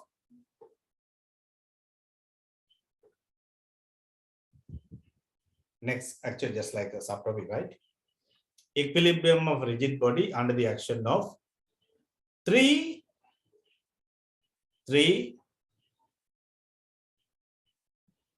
non-parallel coplanar forces. Three non-parallel coplanar forces, right? The line of action should not be parallel, right? So we are talking with the parallel case.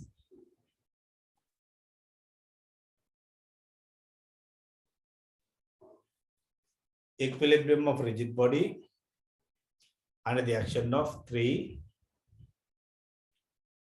non-parallel coplanar forces, right? Okay, then we can take this theory also. Write down. Consider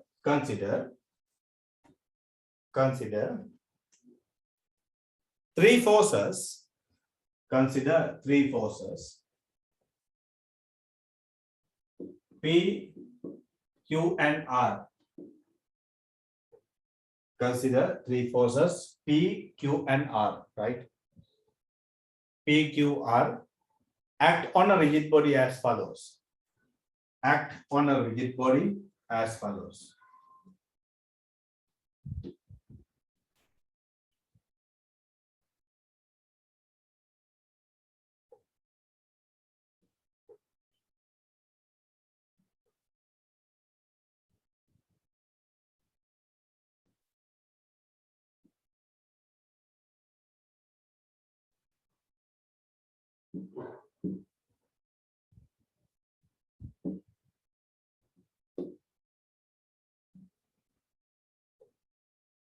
Right, okay, take this.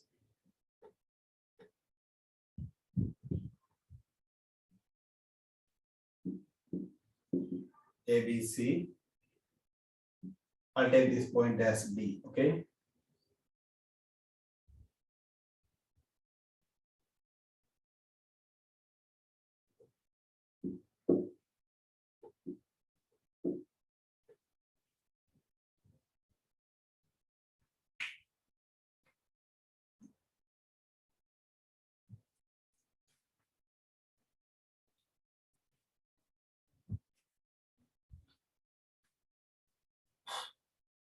දැන් සමහර විටක exam එකේ හැම නැතත් ගොඩක් වෙලාවට term test වල එහෙම ආන්න පුළුවන් හරි ඒකට ඇඳලා එක්ස්ප්ලেইন කරලා කියන්න වෙනවා right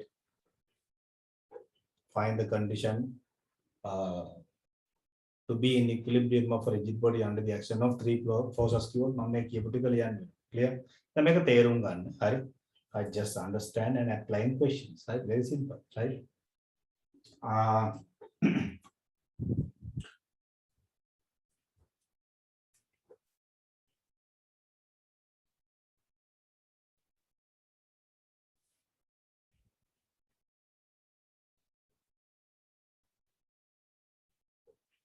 Abhiram, finish? Okay, sir.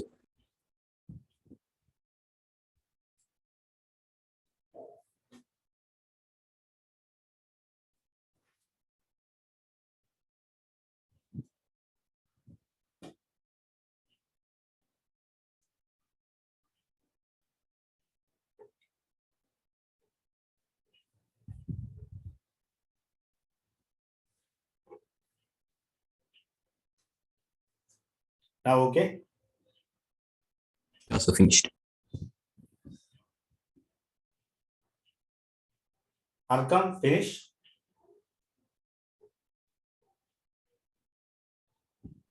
Yes, sir. Okay, now write down.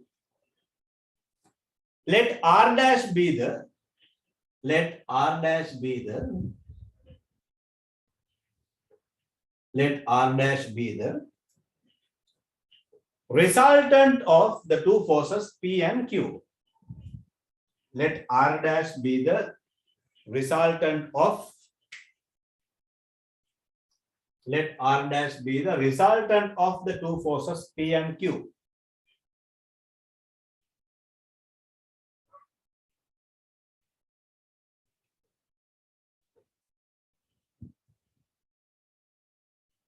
Then the system is reduced to a, then the system is reduced to the action equilibrium.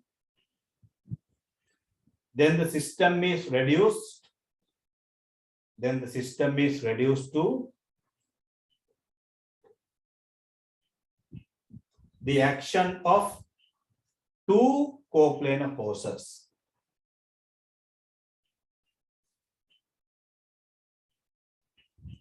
Then the system is reduced to two coplanar forces.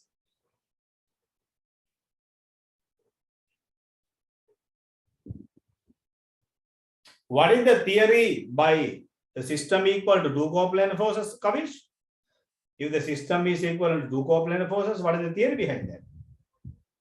So the forces are equal in magnitude and opposite in direction with the same line of action. Same line of action. Clear? Right? Okay. That means you can see that these two lines are in the same line of action. Clear? That means now this is the point of action. Their point is here, right? So when you extend this one here, it should pass us through D. What is the meaning behind that? We have an important part here, right? If a rigid body is in equilibrium under the action of three coplanar forces, right? If a rigid body is in equilibrium under the action of three coplanar forces, right?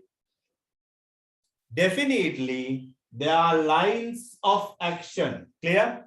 There are lines of action should meet at a single point. Got it? Right? Definitely, there are lines of action should meet at a single point. Right? Non-parallel forces තුනක් තියෙනවා නම් එයාලගේ lines of action එක point එක කරා යන්න ඕන. Clear? This is one important property. Clear? This property is called actually concurrent property. Clear? Concurrent property, right? Okay, then write down. We have written that R dash be the resultant of P and Q, right? Then the system is reduced to system is in equilibrium under the action of two covalent forces. There are two covalent forces කියවම කලින් theory ඔක්කොම මතක් වෙන්න ඕන. Clear? Right? Okay, then write down accordingly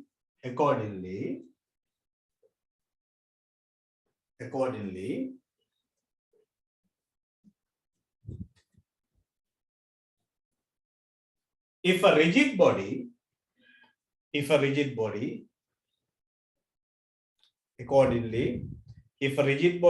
in equilibrium, if a rigid body is in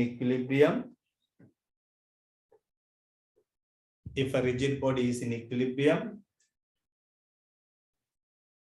under the action of three non-parallel forces, under the action of three non-parallel forces,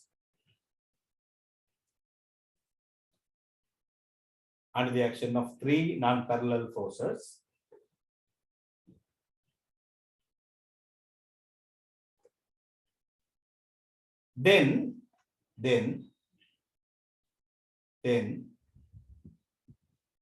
the lines of action of, write down carefully, right? Now this is the most important part, right? Yeah, actually you can write this also by different color if you want, right? If a rigid body is in equilibrium under the action of three non-parallel coplanar forces, right? Then the lines of action, of three forces should meet at a single point. The lines of action of three forces should meet at a single point. Should meet at a single point.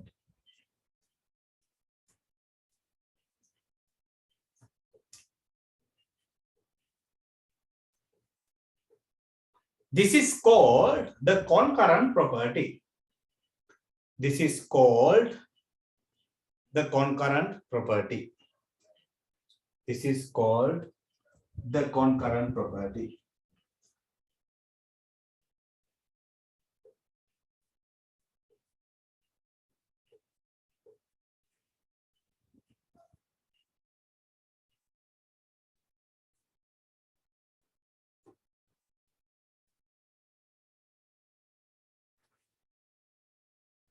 Right, then write down further,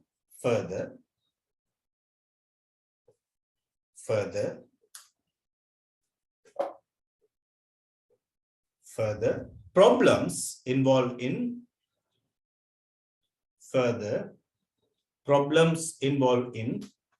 equilibrium under the action of three forces, three covalent forces. Further, the problems involved in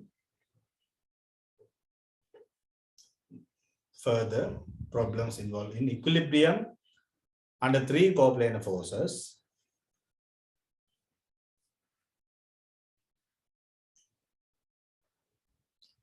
Further, the problems involved in equilibrium under the action of three coplanar forces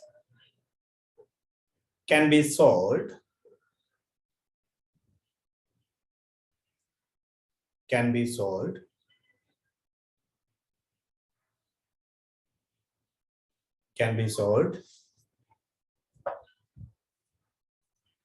by first one actually force triangle,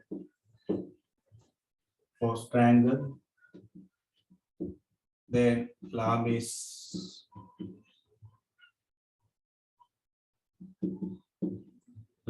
theorem,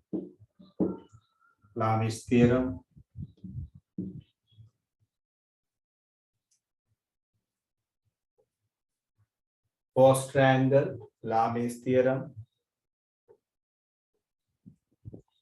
and third one, resolving components in two perpendicular directions. That means equating algebraic summation to two perpendicular directions. Resolving components in two perpendicular directions.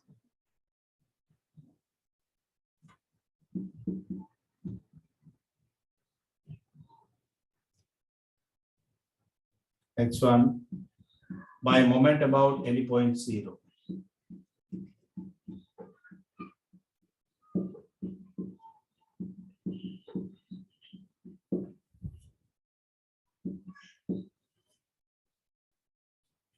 That means actually algebraic sum.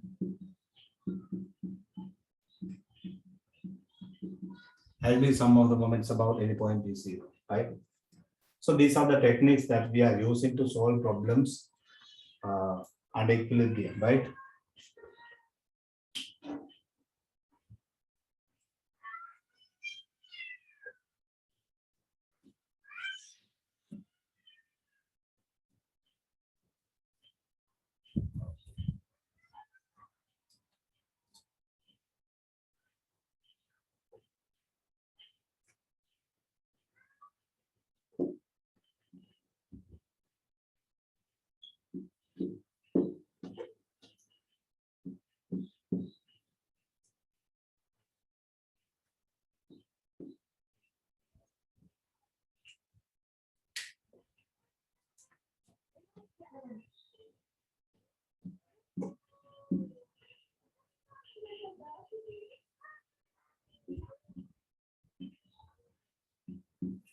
मैं करना ला simple सिद्धियां तेने अभी questions वाले discuss करम, right? If all three forces, if the three coplanar forces are parallel, right? If the lines of actions are parallel, right? Their resultant may be somewhere here R dash. Now, right, just like that equilibrium of a point under the action of two forces. Clear? Now just take this part, right? But we can apply the questions later, right? Write down if the three coplanar forces are parallel, right? If the three coplanar forces are parallel, then put a comma and mark this part. You can take the whole idea by this diagram. Okay, right? If the three coplanar forces are parallel, right? Then take this.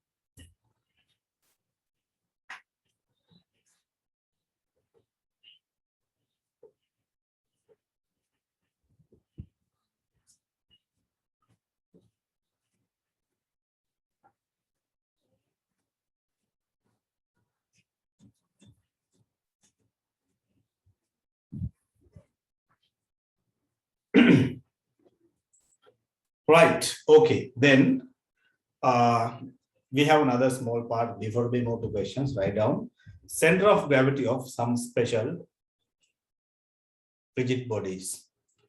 Center of gravity of some special rigid bodies. Center of gravity of some special rigid bodies.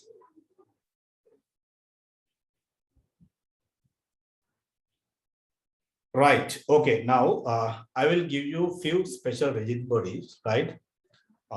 හැම එකක් mode නෑ ඔයාලා දන්නවා uniform rod එක center of gravity කොහෙද තියෙන්නේ කියලා. Right.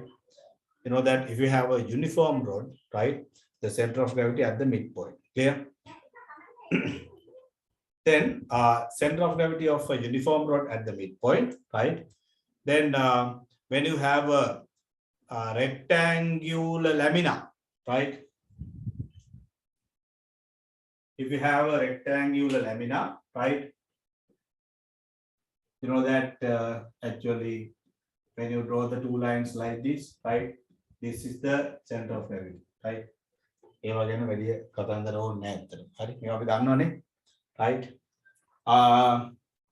And sometimes you may have solved some problems in physics also, right? Then center of gravity of a triangular lamina, right? That is one important case, right? Where the center of gravity of a triangular lamina, you already know how to find it, right? Actually, can you remember in vectors, right? In vectors, if you mark like this, right? A, B, C, D, right? And if I mark here G, 1:2 ratio, clear? This is the center of gravity of a triangular lamina, right? Shall we take this as our first one, right? Write down first one, a uniform triangular lamina. A uniform triangular lamina.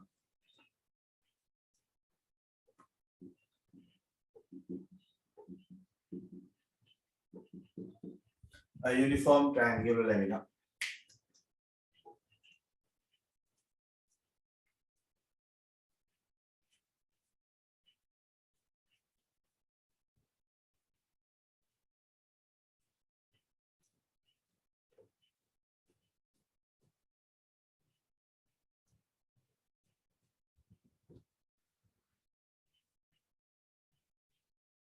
Right, next one.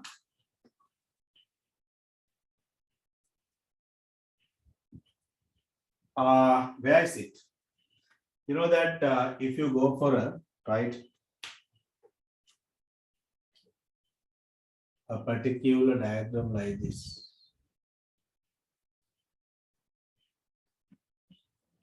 I'll take this angle alpha radian, okay? Radius is R. If so, right? I will take two special bodies, right? One is this arc, clear? And the other one, this sector, clear, right? Okay, then write down COG, center of gravity of an arc and a sector.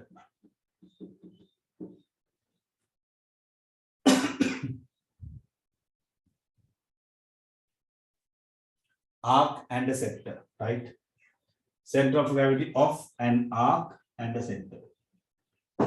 මුලාරේ theory ටිකක් තියෙනවා ළමයි මේක අපි note එකට දාගමු නැත්නම් ආයේ questions වල ගිහම මාත වෙනවා හරි එක එක point එකේදී එක එක part එක discuss කරනවට වඩා right we can take this everything to our note right yes where the center of gravity of an arc right මේ ළමයි තේරුම් ගන්න arc එකක් කිව්වහම right arc something like this clear right. Now, anyway, you have to model by the circle, right? This angle alpha, right? Radius r. Clear? Now, suppose that there is OG1. OG1 is actually r sin alpha over alpha. Clear?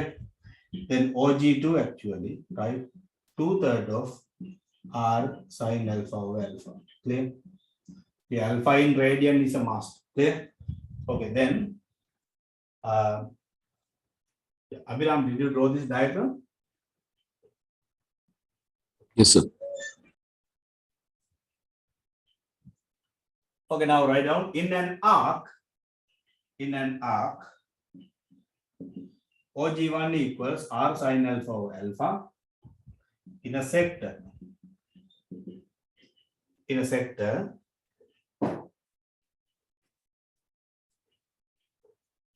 OG2 equals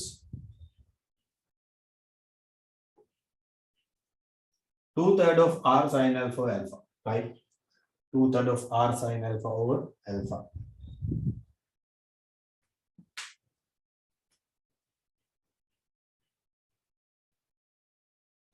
Two-thirds of R sin alpha over alpha.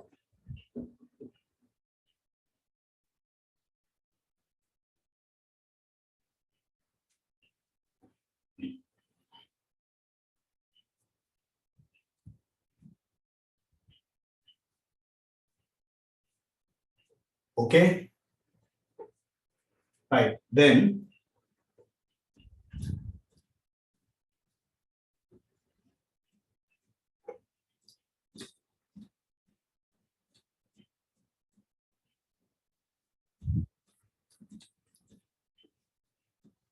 next one, write down a uniform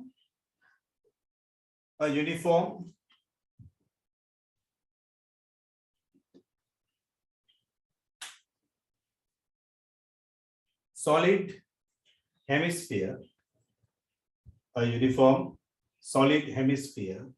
whose radius r.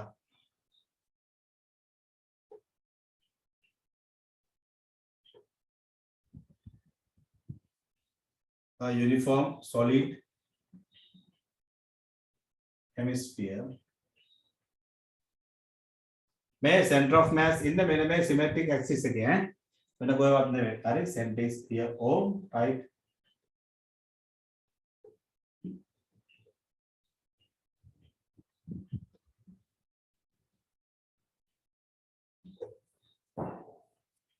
I'll take this both in a solid hemisphere. In a solid hemisphere, OG1 equals 3R over 8, okay? Then in a hollow hemisphere, OG2 equals R over 2. By when day we prove करना हरी after learning integration, right, we can do these things by ourselves. Okay. OG1 equals 3R over 8, OG2 equals R over 2, right?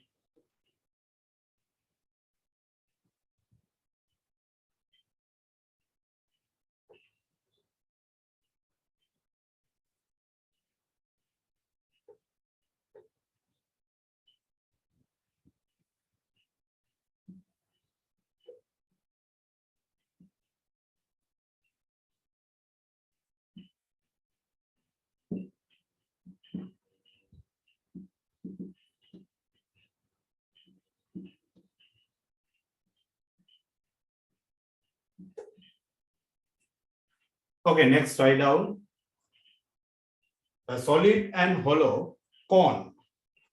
A solid and hollow cone.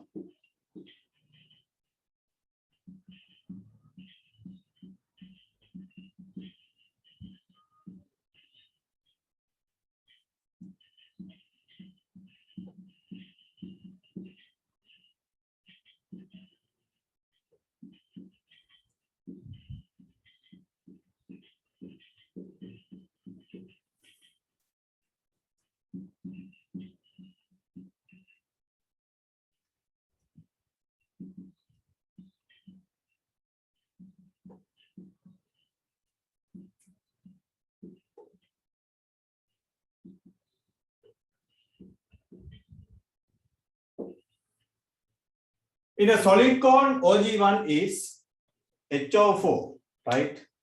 That means from the vertex 3HO4, right? In a hollow cone, OG2 equals H over 3, right? That means AG2 equals 2H over 3.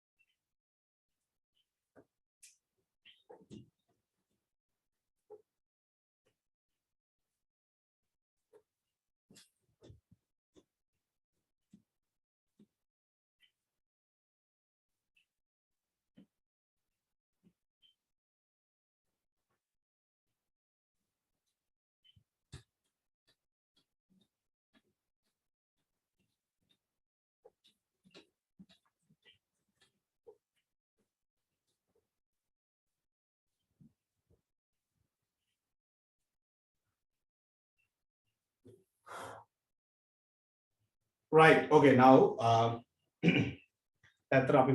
basically theory discuss okay. Then not only that, right? The other important thing, marking the forces. That means force diagrams. Clear, right? Then force diagrams discuss right? Now, these are not given in the exam, Dulani, right? Definitely we have. It doesn't. Don't try to memorize. It does. It just come to that your mind, clear? Because we are doing lots of questions, no? Right? Something like trigonometric formula. Then හිතලා බලන්න වෙනවා නේ. ඒ කියන්නේ use කරලා නැහැ කියන එක. හරි. See whether you can remember the trigonometric formula, right? සෑහෙන අපි questions කරන්නේ. එතකොට ඒ questions කරාම අපිට ඒව memorize වෙනවා, right? So something like that. We are proving these things, right? Then anyway by practice it just come to your mind, right? After 2 years time තියෙනවනේ. හරි. exam ලඟ වෙනකොට මතක් වෙනවා. හරි. නැත්තම් වෙනම මතක් වෙන්න පුළුවන්. හරි. හැබැයි අනිවාර්යෙන් මතක් වෙයි. Clear, right? Anyway, then any other problem? Nani? Right, next. Now, what I was talking, right? Especially when we go for that force diagrams, right? We have to understand how to mark that force line of action of forces, right? Exact force diagrams theoretically. We have to take proper diagrams. Clear, right? Then for that one, actually, we have to discuss few examples, right? For each and every part, right? We have discussed some examples. Clear. Okay, then under that, I will take the first example like this, right? Then let's see how to go for questions by part, right? Now write down.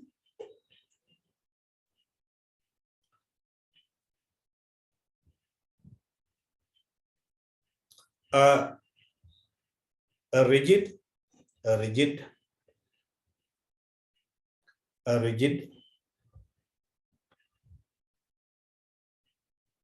solid hemisphere whose radius r. A rigid solid hemisphere, otherwise it's just enough that a solid hemisphere, right? Whose radius r and weight w. Whose radius r and weight w.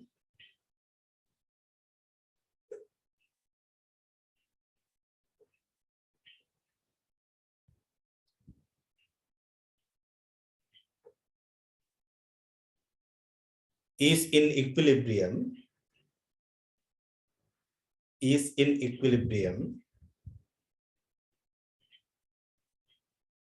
in a vertical plane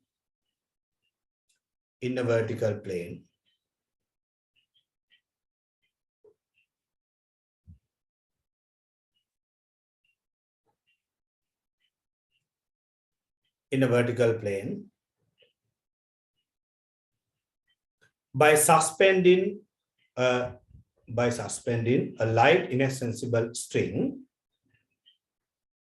by suspending a light inaccessible string, by suspending a light inaccessible string,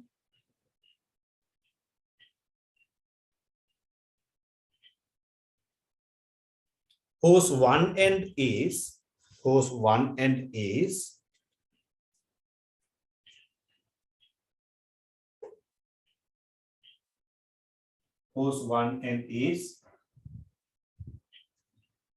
attached to the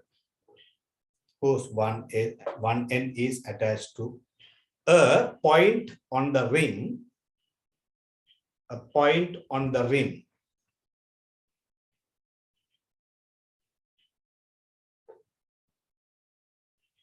of the hemisphere,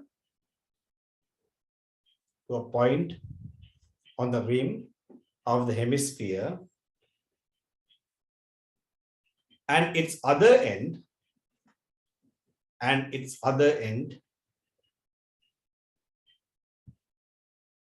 is fixed to a point on the ceiling.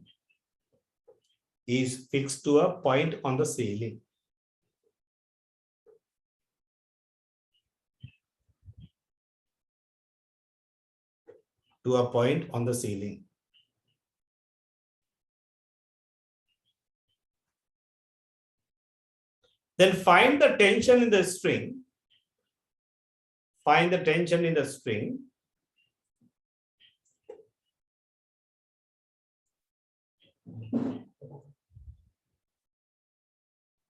And the angle made by, find the tension in the string and the angle made by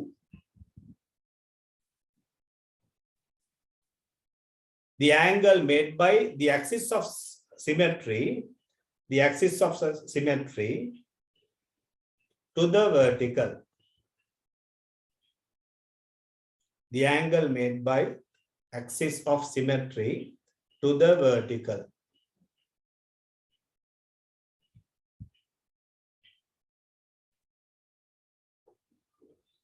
Okay.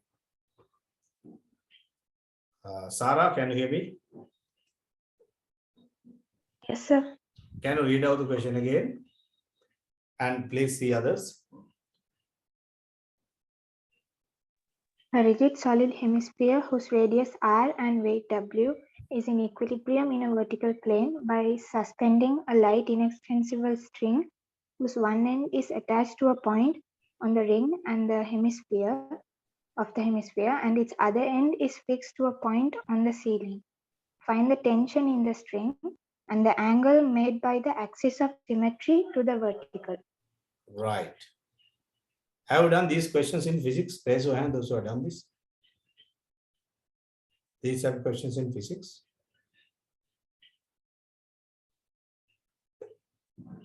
Only one. Others haven't done in physics. Sarah, you did do in physics. So there's a ring-like thing. There's a ring-like thing in this question, so that confused. Yes, sir. Ring. Ring means actually this one, right? Oh, so it is rim. Yeah, R-M, rim. Oh, I thought it is ring. R-I-M, okay? Rim. Oh.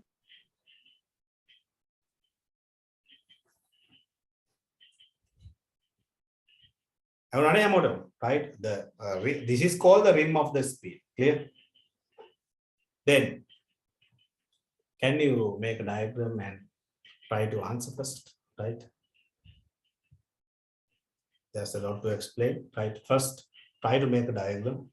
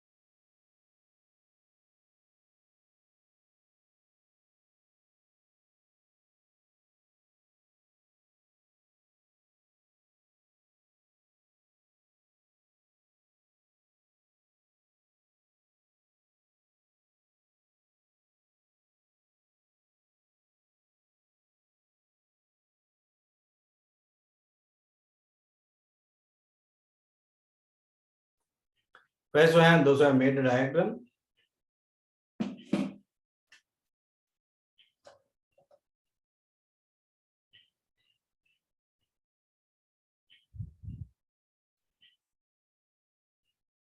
Right now,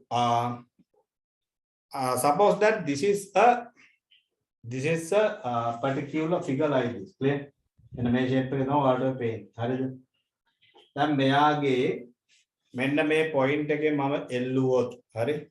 So you know that, right?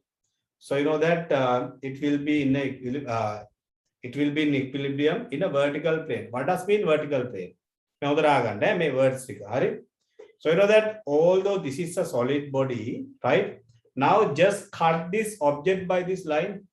දැන් ඔයාලා ඔය නිකන් ඉඳලා හිතෙන් මම මෙහෙම කපලා අයින් කරාන මෙහෙම කැපුවොත් නේ යා සිමෙට්‍රිකලි බෙදුවොත් කියලා මයින්ඩ් එකේ බෙදනවන්නේ right so something like that clear now that particular plane only called the symmetric that means vertical plane clear that's the thing right දැන් මම මගේ නහය මෙහෙම එල්ලුවොත් එහෙම හරි clear right ඊට කලින් නහය කරා වැටේ right but anyway right ඔම එල්ලුවොත් එහෙම right so you can see that right this is the vertical plane clear that's why it is called right this is in equilibrium in a vertical plane this is the vertical plane clear right then you know that now this is the point and if you draw a line towards right the object right so that is called the axis of symmetry clear so therefore this is the axis of symmetry clear now this is the center of gravity you are given the weight is W understand carefully right if you draw the diagram right then ඔයාලා මෙහෙම try කරලා design හරි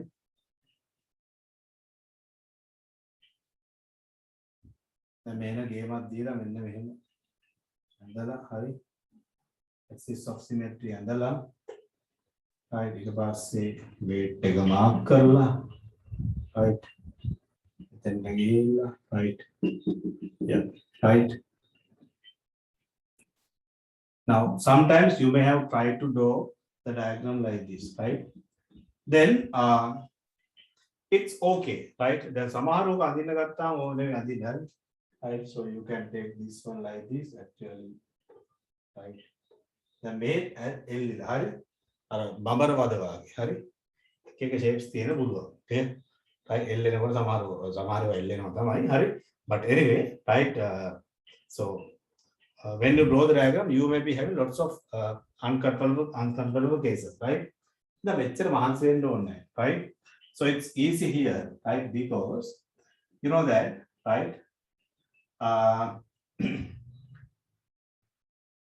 now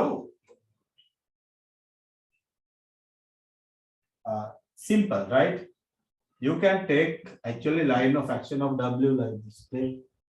This is line of action of the W right so this is the ceiling right දැන් ඔහොම ඇඳලා කවන්න යනවා හරි මෙයා තමයි අපිට important symmetric axis එක right so you can take symmetric axis horizontally actually right now you know that actually this length is 3r over 8 right 3r over 8 this is the radius okay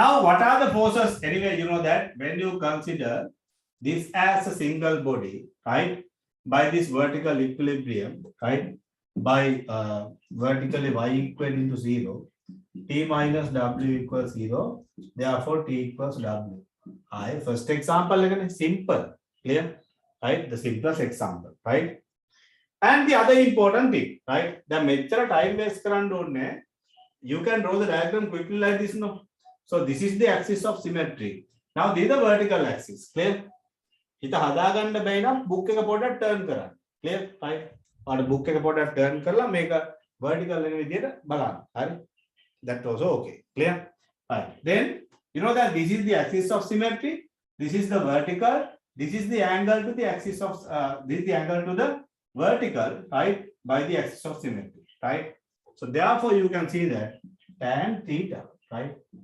tan theta equals r over right 3r over 8 then this cancel then angle comes as tan inverse 8 over 3 clear that's how we can take the angle clear very simple right now it's enough of a diagram like this don't waste your time to do the diagrams like this ඕනනම් ඇද ගන්න මට ප්‍රශ්නයක් නැහැ clear right but then we can find the results like this right okay take this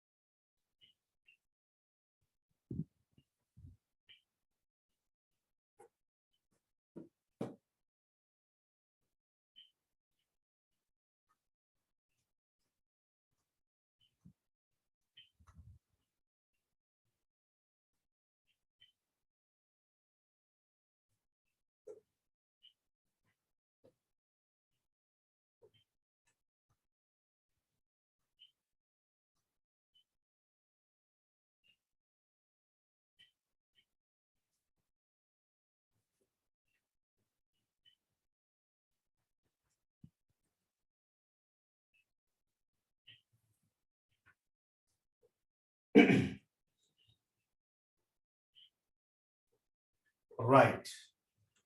Then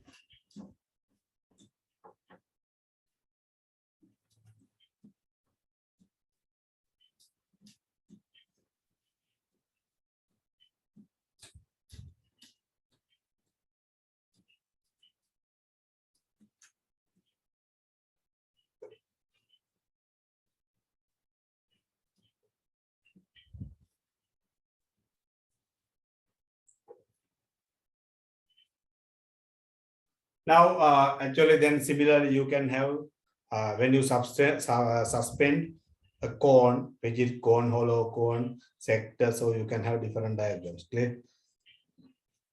Next, right?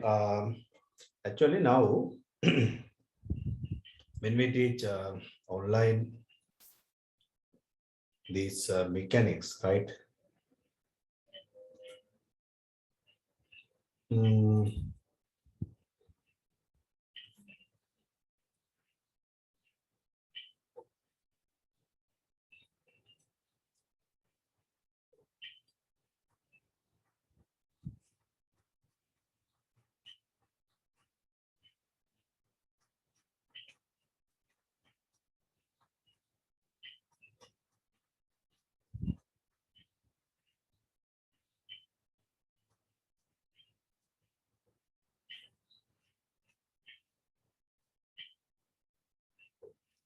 Yes.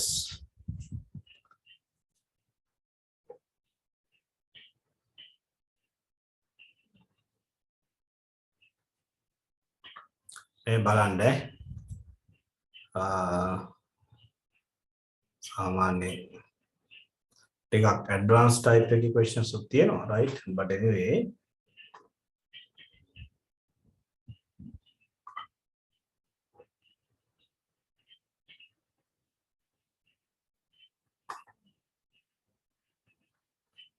before we move to this one, right?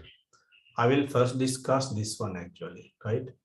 Then after that we can go for some questions here. Make ඇත්තටම හැම question එකම කරන්න බෑ. But anyway, I will share this book to your group, right? Make a, and not only that, anyway, I will share the tutor also. Clear? Because now reading questions is bit hard actually, right? So now you will be able to see, right, this question first, right? See this question, right?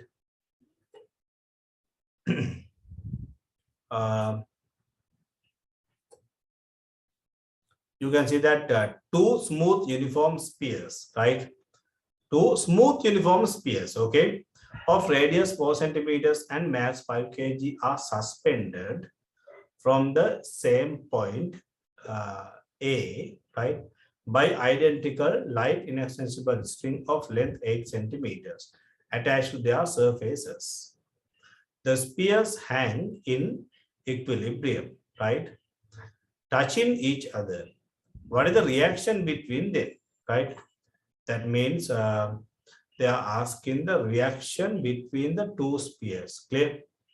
Right now, when we go for this diagram, especially both are suspended from this point A, means you know that tension in the string, this one is like this and here T like this. Clear?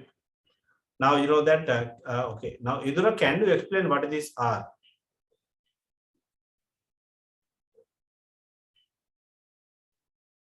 It's the radius of the circle. Nah, bang. Radius is 4 centimeters.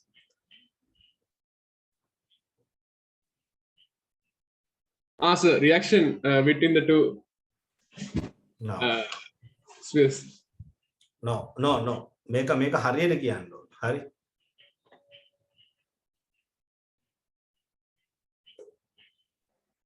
You have to explain exactly how do you say this R. So the force exerted by one sphere on the other. Yeah, that means not only force.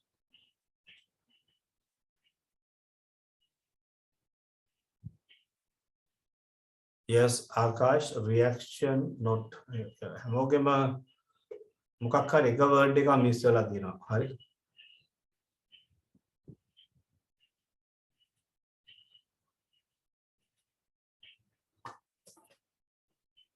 I'll take the diagram, right? ඔය ළමයි ස්පීස් එකක් එල්ලන එක තමයි ටිකක් අමාරු වෙඩි හරි.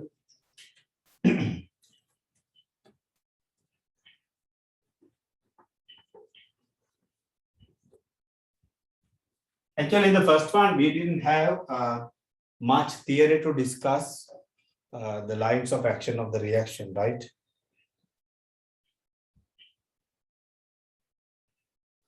එයාගන්න මේ වචන ටික හරියට ඈ හරි ඒකයි අපි දන්නවා කියලා හිතුවාට සමහර දැන් ඔය මෙකැනික්ස් ක්වෙස්චන්ස් වල ඔයාලට ඉක්විලිබ්‍රියම් ගානක් පුතේ හරියට හදාගන්න බැරි වෙනවා මේ කියන පොයින්ට්ස් හරියට follow කරේ නැත්තම් clear right understand carefully right now I'll take one sphere like this right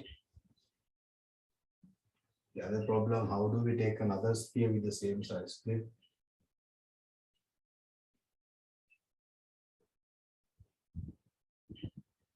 okay now suppose that this is the other sphere okay now they are attached okay I'll take like this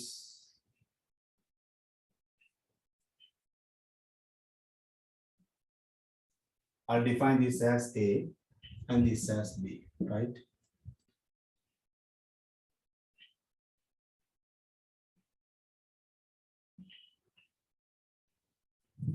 හරි දැන් ඒ question එකේ තිබ්බ points ඔලුවට අරගෙන මම අලුත් question එකක් දෙන්නම් right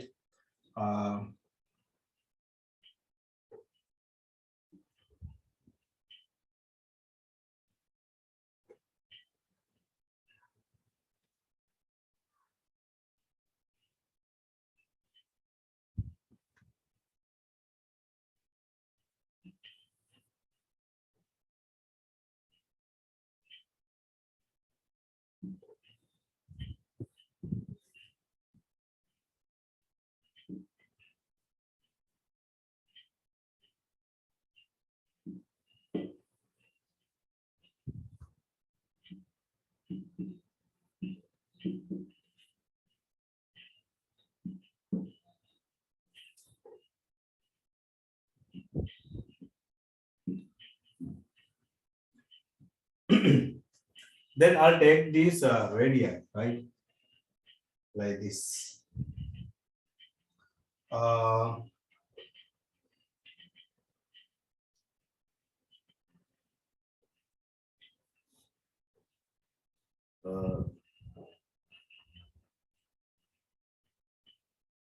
yes this is 3 centimeters right N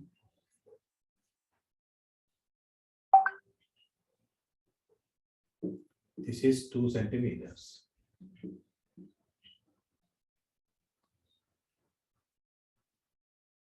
I'll take mark A P right Q and R right suppose that this is 2 centimeters okay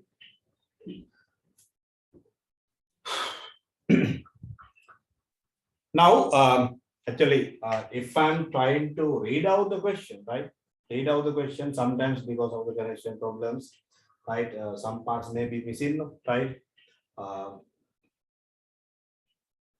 then there's a similar question in the tute also I will share the tute right ඔකොටම කලින් මේ diagram එක දාලා මේකේ question එක කරනකොට points එක දාලා කරමු mark කරගමු okay right first take the diagram and I will ask question by question please give me the proper answers right and anyway you will be given some points to your note also okay this is an example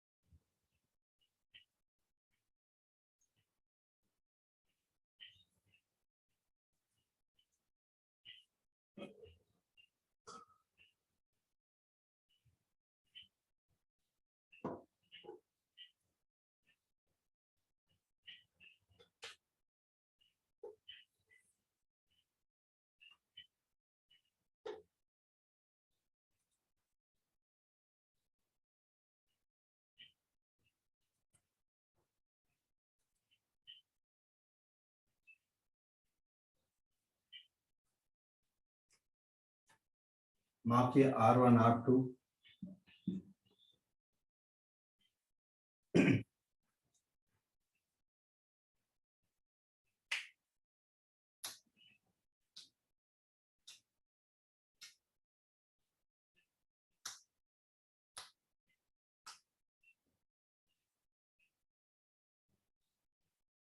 So shouldn't the two reactions be the same?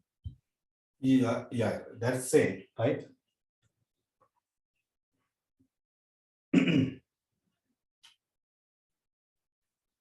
Why are they same? Tell me. So Newton's third law.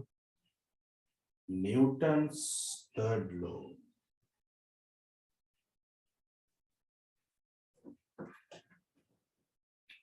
Then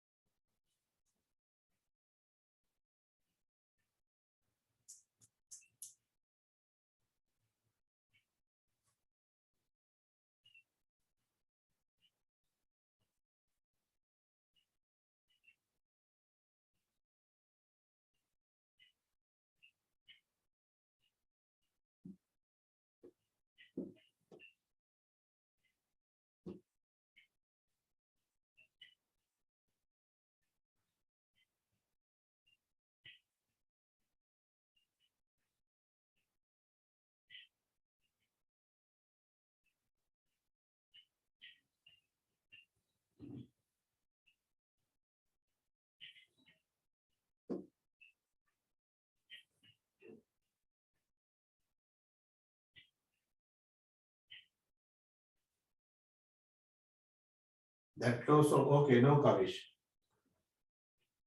Okay, no, anyhow.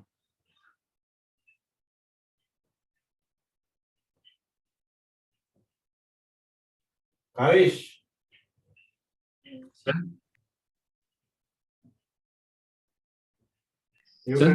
Newton's third law after the second law, ne? Yes. Sir. Second law after the first law, ne? Yeah. The second law is valid because of the first law is okay, ne? Yes. Third law is one frame. You know what is inertial frame, right?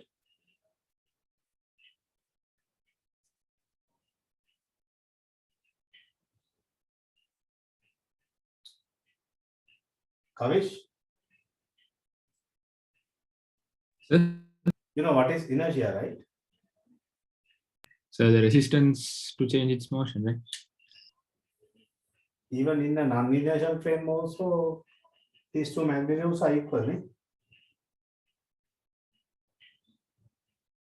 Neither. Only.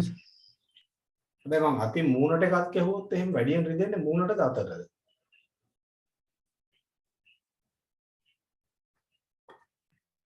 So ඒක මේ උත්තර හයියද කියලා බලන්න ඕනේ. ඒ කියන්නේ මූණ softness වුණා. Yes. මේකේ අපිට reactions එකක් කියන්න පුළුවන් හරි. And the other one actually because of the system is symmetric. Clear? නෑ එහෙම ඕනෙත් නෑ. ඔය reason එක ඇති අතට. හරි? Yes. Right. Okay. Now, tell me what is R1, right? මෙන්න මේ words එක නම් හරියටම තේරුම් ගන්න වෙනවා, right? What is R1, right? R1 is called a normal reaction, right? Why do we call it is normal? Because of perpendicular to the common tangent, right? Understand carefully. If two curves that means if two spheres or sphere and a cylinder or whatever two curves, right? If two curves meet at contact at a point, clear? Right? If two curved objects are touching at a point, so first step is we have to draw a common tangent. Is it clear? We have to draw a common tangent, right?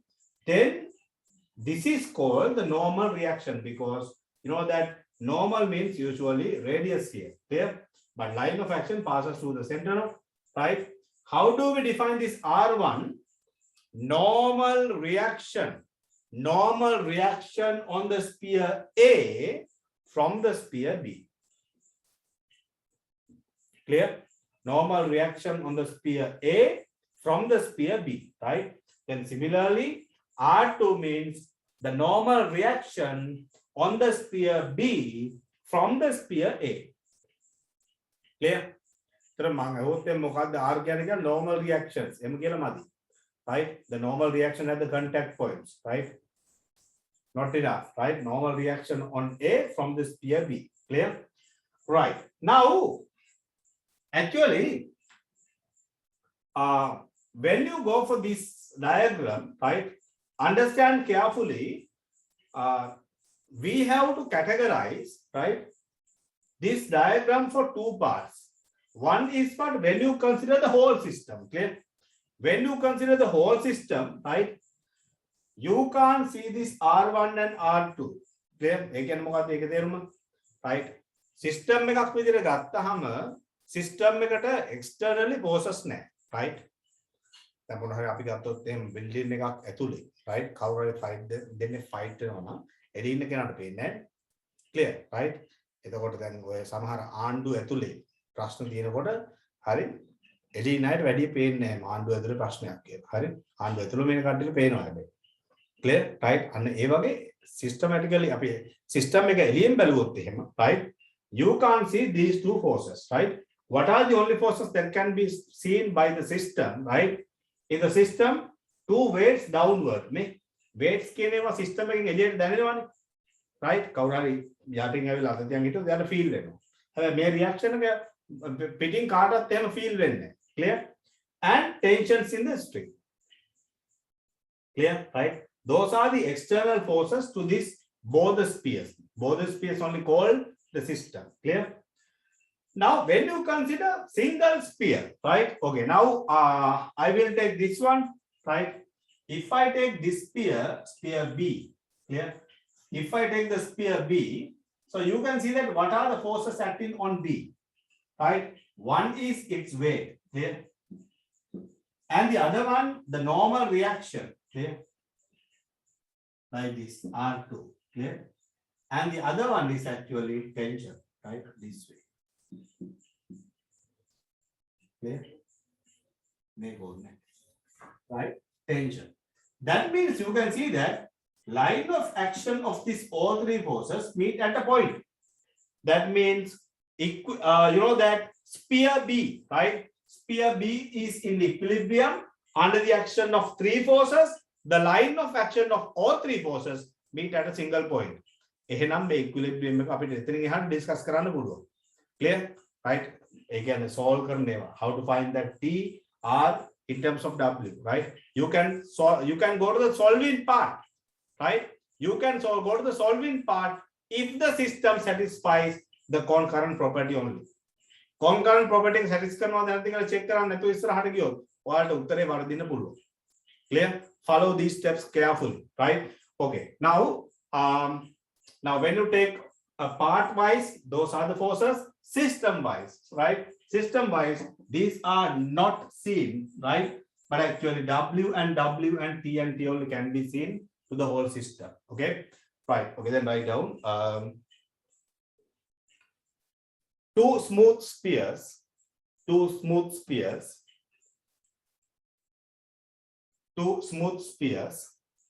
Kavish, did you draw the diagram?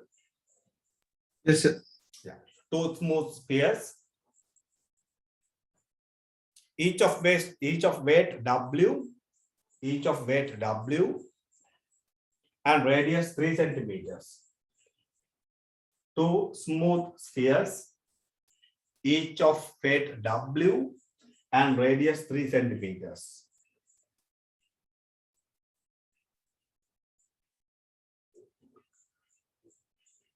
Are attached by a light inextensible string. Are attached by a light inextensible string. are attached by a light inextensible string as shown in the diagram above. As shown in the diagram above. Diagram එක හැටියට strings කියලා දුන්න එකයි මෙන්න මේ points වලට mark කරලා තියෙන්නේ. එහෙම නැත්නම් description එකක් දෙන්න වෙනවා. හරි. End points of the strings are connected to the surface of the sphere, right? And the string passes through a particular, this is called a peg. Clear? This is called a peg, right? So something like that. But now, since you see the diagram, you can understand everything, right? As shown in the diagram above, right?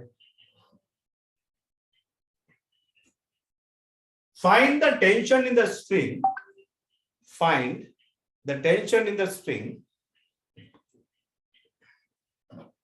Find the tension in the string.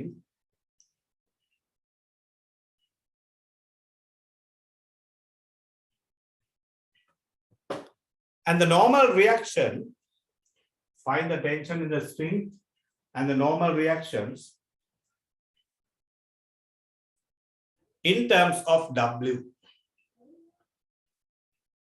Tension in the string and the normal reaction in terms of W. In terms of W.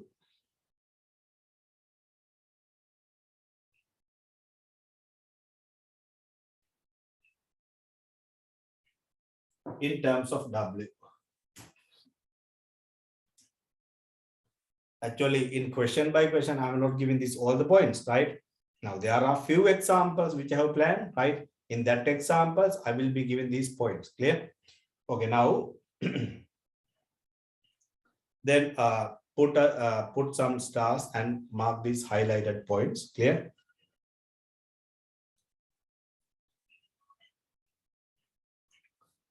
Two spheres are considered to be a system. Two spheres are considered to be a system.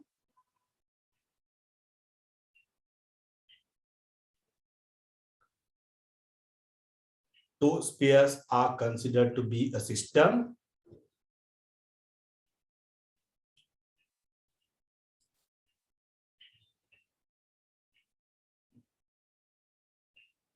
Okay, next line. Considered to be a system. Then write down the system has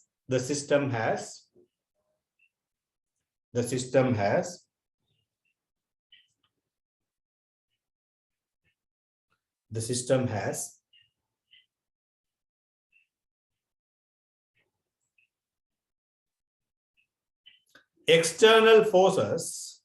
The system has external forces. The system has external forces. The system has external forces as W and tension.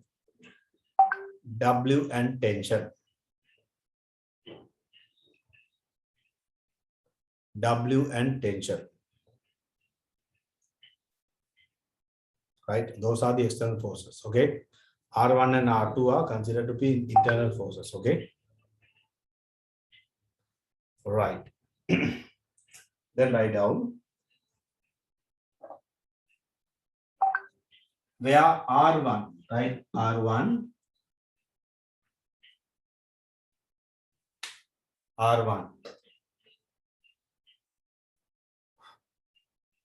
write down the normal reaction on the sphere A, the normal reaction on the sphere A from the sphere B. The normal reaction on the sphere A from the sphere B. මේ පොඩි points එකක් තියෙනවා. ඒවා highlight කරගත්තොත් ඔයාලට ගණන් හදන්න පුළුවන් easily. නැත්තම් R reaction, T tension, weight W. මේම ඊට පස්සේ තව පොඩි points එකක් තියෙනවා. නිකන් උඩින් මේ system එක දැනගෙන ගණන් හදන්න යන ඉඳ තමයි ගොඩක් ළමයි down යන්නේ, right? So then understand, right? Then similarly you will be able to define what is R2, right? I'm not going to say that what is R2. I tell you that R2 is the normal reaction. මේ ඔක්කොම ඕන words, sorry. Normal reaction, right, on the sphere B from the sphere A. Okay, those are the things, right? Write down. Consider the external forces act on the sphere B. Consider the external forces act on the sphere B. Then take this diagram.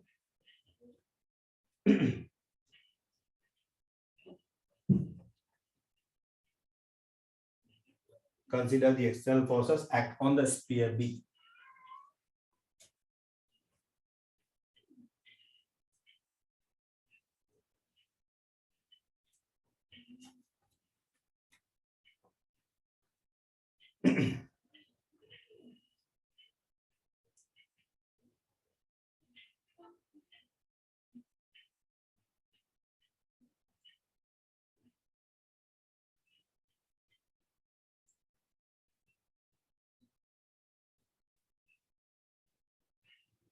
Right. I think you got the diagram.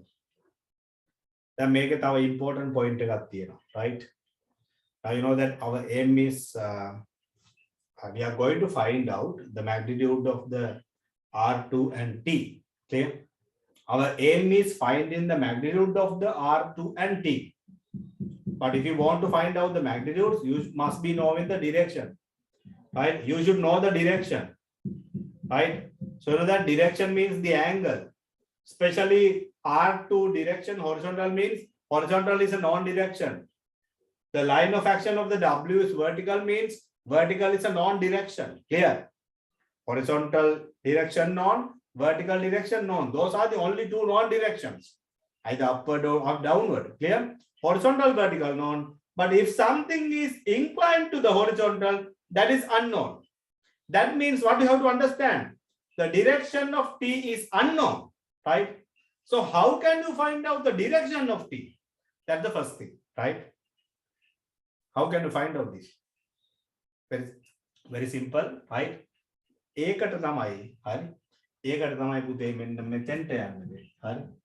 So if I mark this angle theta, you know that this is 3 actually, right? So this is 3, right? And you are given this length 2, this length 2, clear? 2 centimeters. Now you know that geometrically, direction angle. Angle can be determined because you know that this is a right angle triangle, right? So this is 3 centimeters and this is 5 centimeters. Clear? Right. Okay. Then, so that means you can see that here theta actually where, right? Where cos theta equals what? 305. Clear? Cos theta equals 305. You know cos theta means you can find sin theta. If you want, you can find tan theta. Then it doesn't matter. Clear? That's how we find out. Okay, then write down. The line of action of R2 and W are known. The lines of action of R2 and W are known. But T unknown. But T unknown. T means actually lines of action, right? Line of action of T is unknown. That means theta is unknown, right?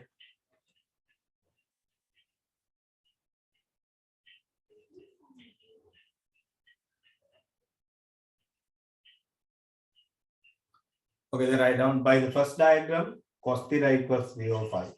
By the first diagram, it is the first diagram. By the first diagram, cos theta equals 305. By the first diagram, cos theta equals 305.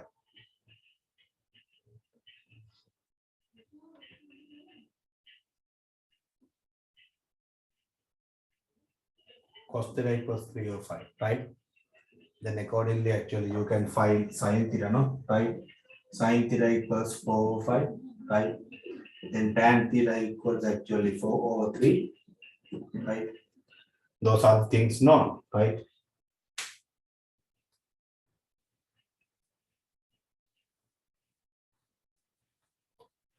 එනම් forces හොයන්න කලින් එයාලගේ directions දැනන් ඉන්න ඕන. හරි? ඒකත් දැන් අපි කරා. Now finding magnitudes is very simple because you know that if you want, you can go for that force triangle.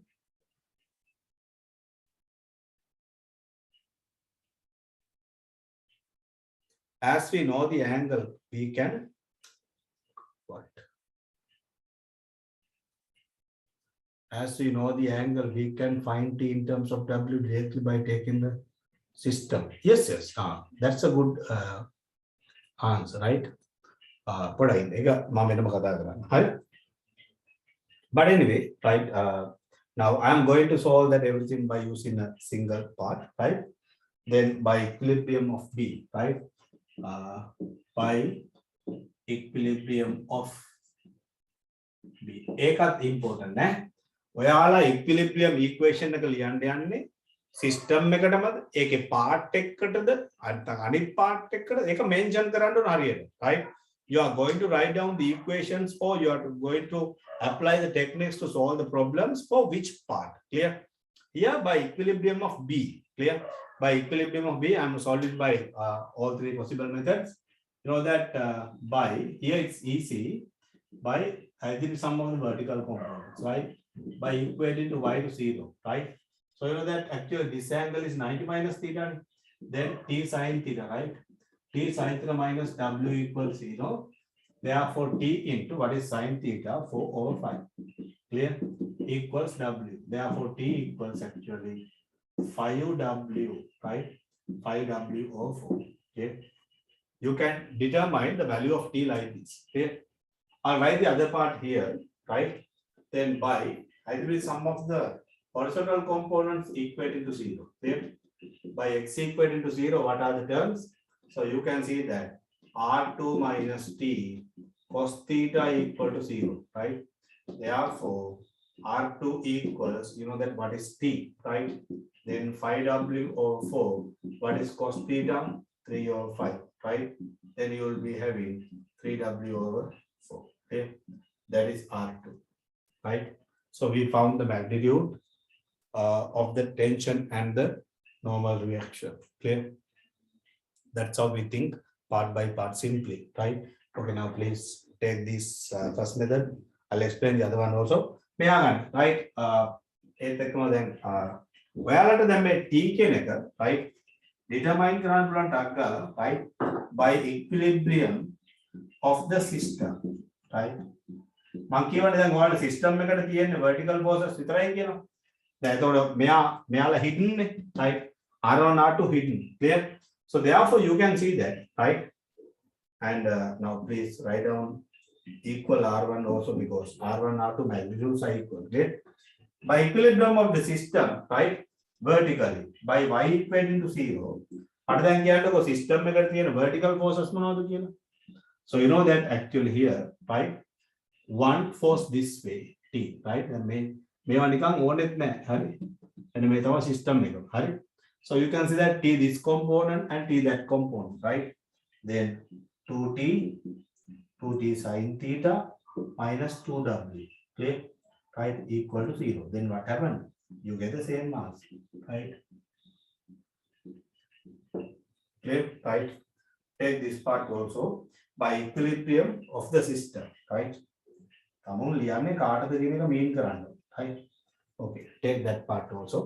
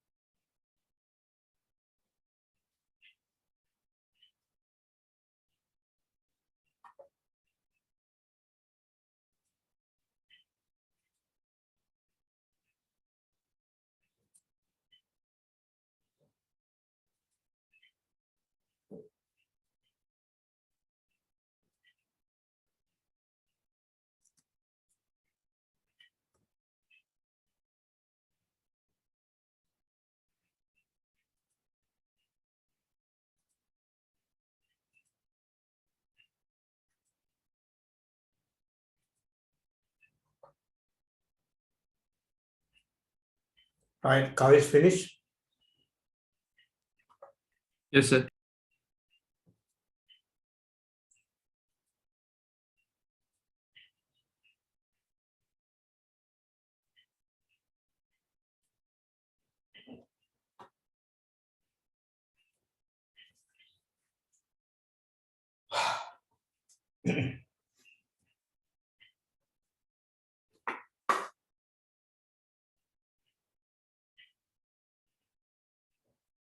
I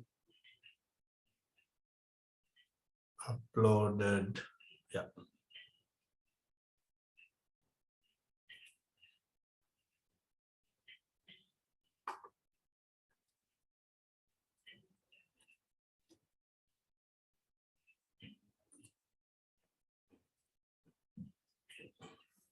Now this is the tute I have shared, right? Now there are some few points, few definitions, clear? You know that body shape unaltered by the any force applied to particle is defined like this, right? Lamina is flat body having area but negligible thickness. You know what is hollow body, clear? Then especially force diagrams, right? Now, yeah, I have to discuss some parts here, right? Yes. Anyway,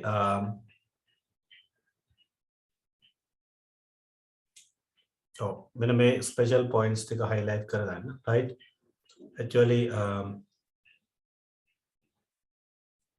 now see, weight usually we mark from the center of gravity downward, right? Frictional force actually we can mark like this, you know, that push and pull, right? Especially push by an arrow towards the point, pull from the point outward, right? Tension, you know that tension is a kind of pull, right? So you can mark like this, right? Normal reaction, you know that when one particular body touches one face, right? බලන්න line මේ වගේ linear objects දෙකක් touch වෙනකොට common tangent also the common line, clear? The normal reaction means perpendicular to that, clear, right? Okay, then yeah, thrust. I will explain about this one bit later, right? Then drawing force diagrams. Actually drawing a clear force diagram. මෙන්න මේකත් පුළුවන් නම් highlight කර ගන්න ඕන. හරි? Clear. මොකද අපේ කට්ටියක තියෙන නැත්තේම ඔය අවුල. හරි?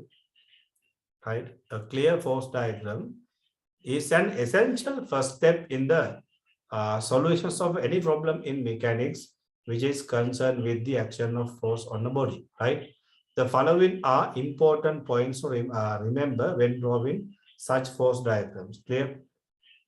What are the things? Right? Make the diagram large enough to show. මේ පේනවනේ, right? Large enough. ඒ කියන්නේ තමුන්ට අවශ්‍ය ප්‍රමාණයට ලොකු එකක් ඈ. right? ගොඩක් දේවල් තමුන්ට අවශ්‍ය ප්‍රමාණයට ලොකු ඒවා නෙවෙයි වෙන්නේ. හරි? මේකත් ඒ වගේ එකක් තමයි. හරි? මොකද ඒක ඇත්තටම ඩයග්‍රෑම් එක කියන එක තමුන්ට අදාළව තේරුම් ගන්න ඕන කොච්චරද කියලා. හරි? ඔකට අර කවුද ඉරාජ් සින්දුවකුත් කියලා තියෙනවා. හරි? අහංකාර නගරේ සුරගරක් ඔබලා දුලේ තරමට ඉඟක් බොම පොඩි ළමත් බොම ඇති. තරමට ඉඟක් බොම පොඩි ළමත් බොම ඇති. right? අන්න ඒ වගේ enable any necessary trigonometry to be done. ඒ කියන්නේ මේ geometric results හරියට මාක් කරගන්න අපිට large diagram එකක් ඕන වෙනවා. right? Show only forces which are acting on the body being considered. A common fault is including forces which the body is applying to its surroundings, right? Including the other bodies, right? මේ දැන් ඔයාලට අදපු diagram එකේ මේ ඔක්කොම discipline එක තියෙනවා. Weight always act on a body unless the body is described as light, right? Then contact with another object or surface gives rise to a normal reaction and sometimes friction, right? Then attachment to another object by string, spring or hinge gives rise for a force on the body at the point of attachment. I will discuss about these things in examples, right? Forces acting on a particle at the same point. Forces acting on the other bodies may act at different points, right? Check that no forces have been omitted or included more than once. Clear? That's important part, right? Then here there are some forces marked, right?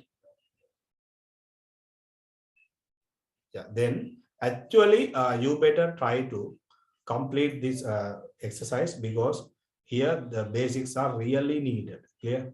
Basics are really needed, right? Yes, until this 15th one.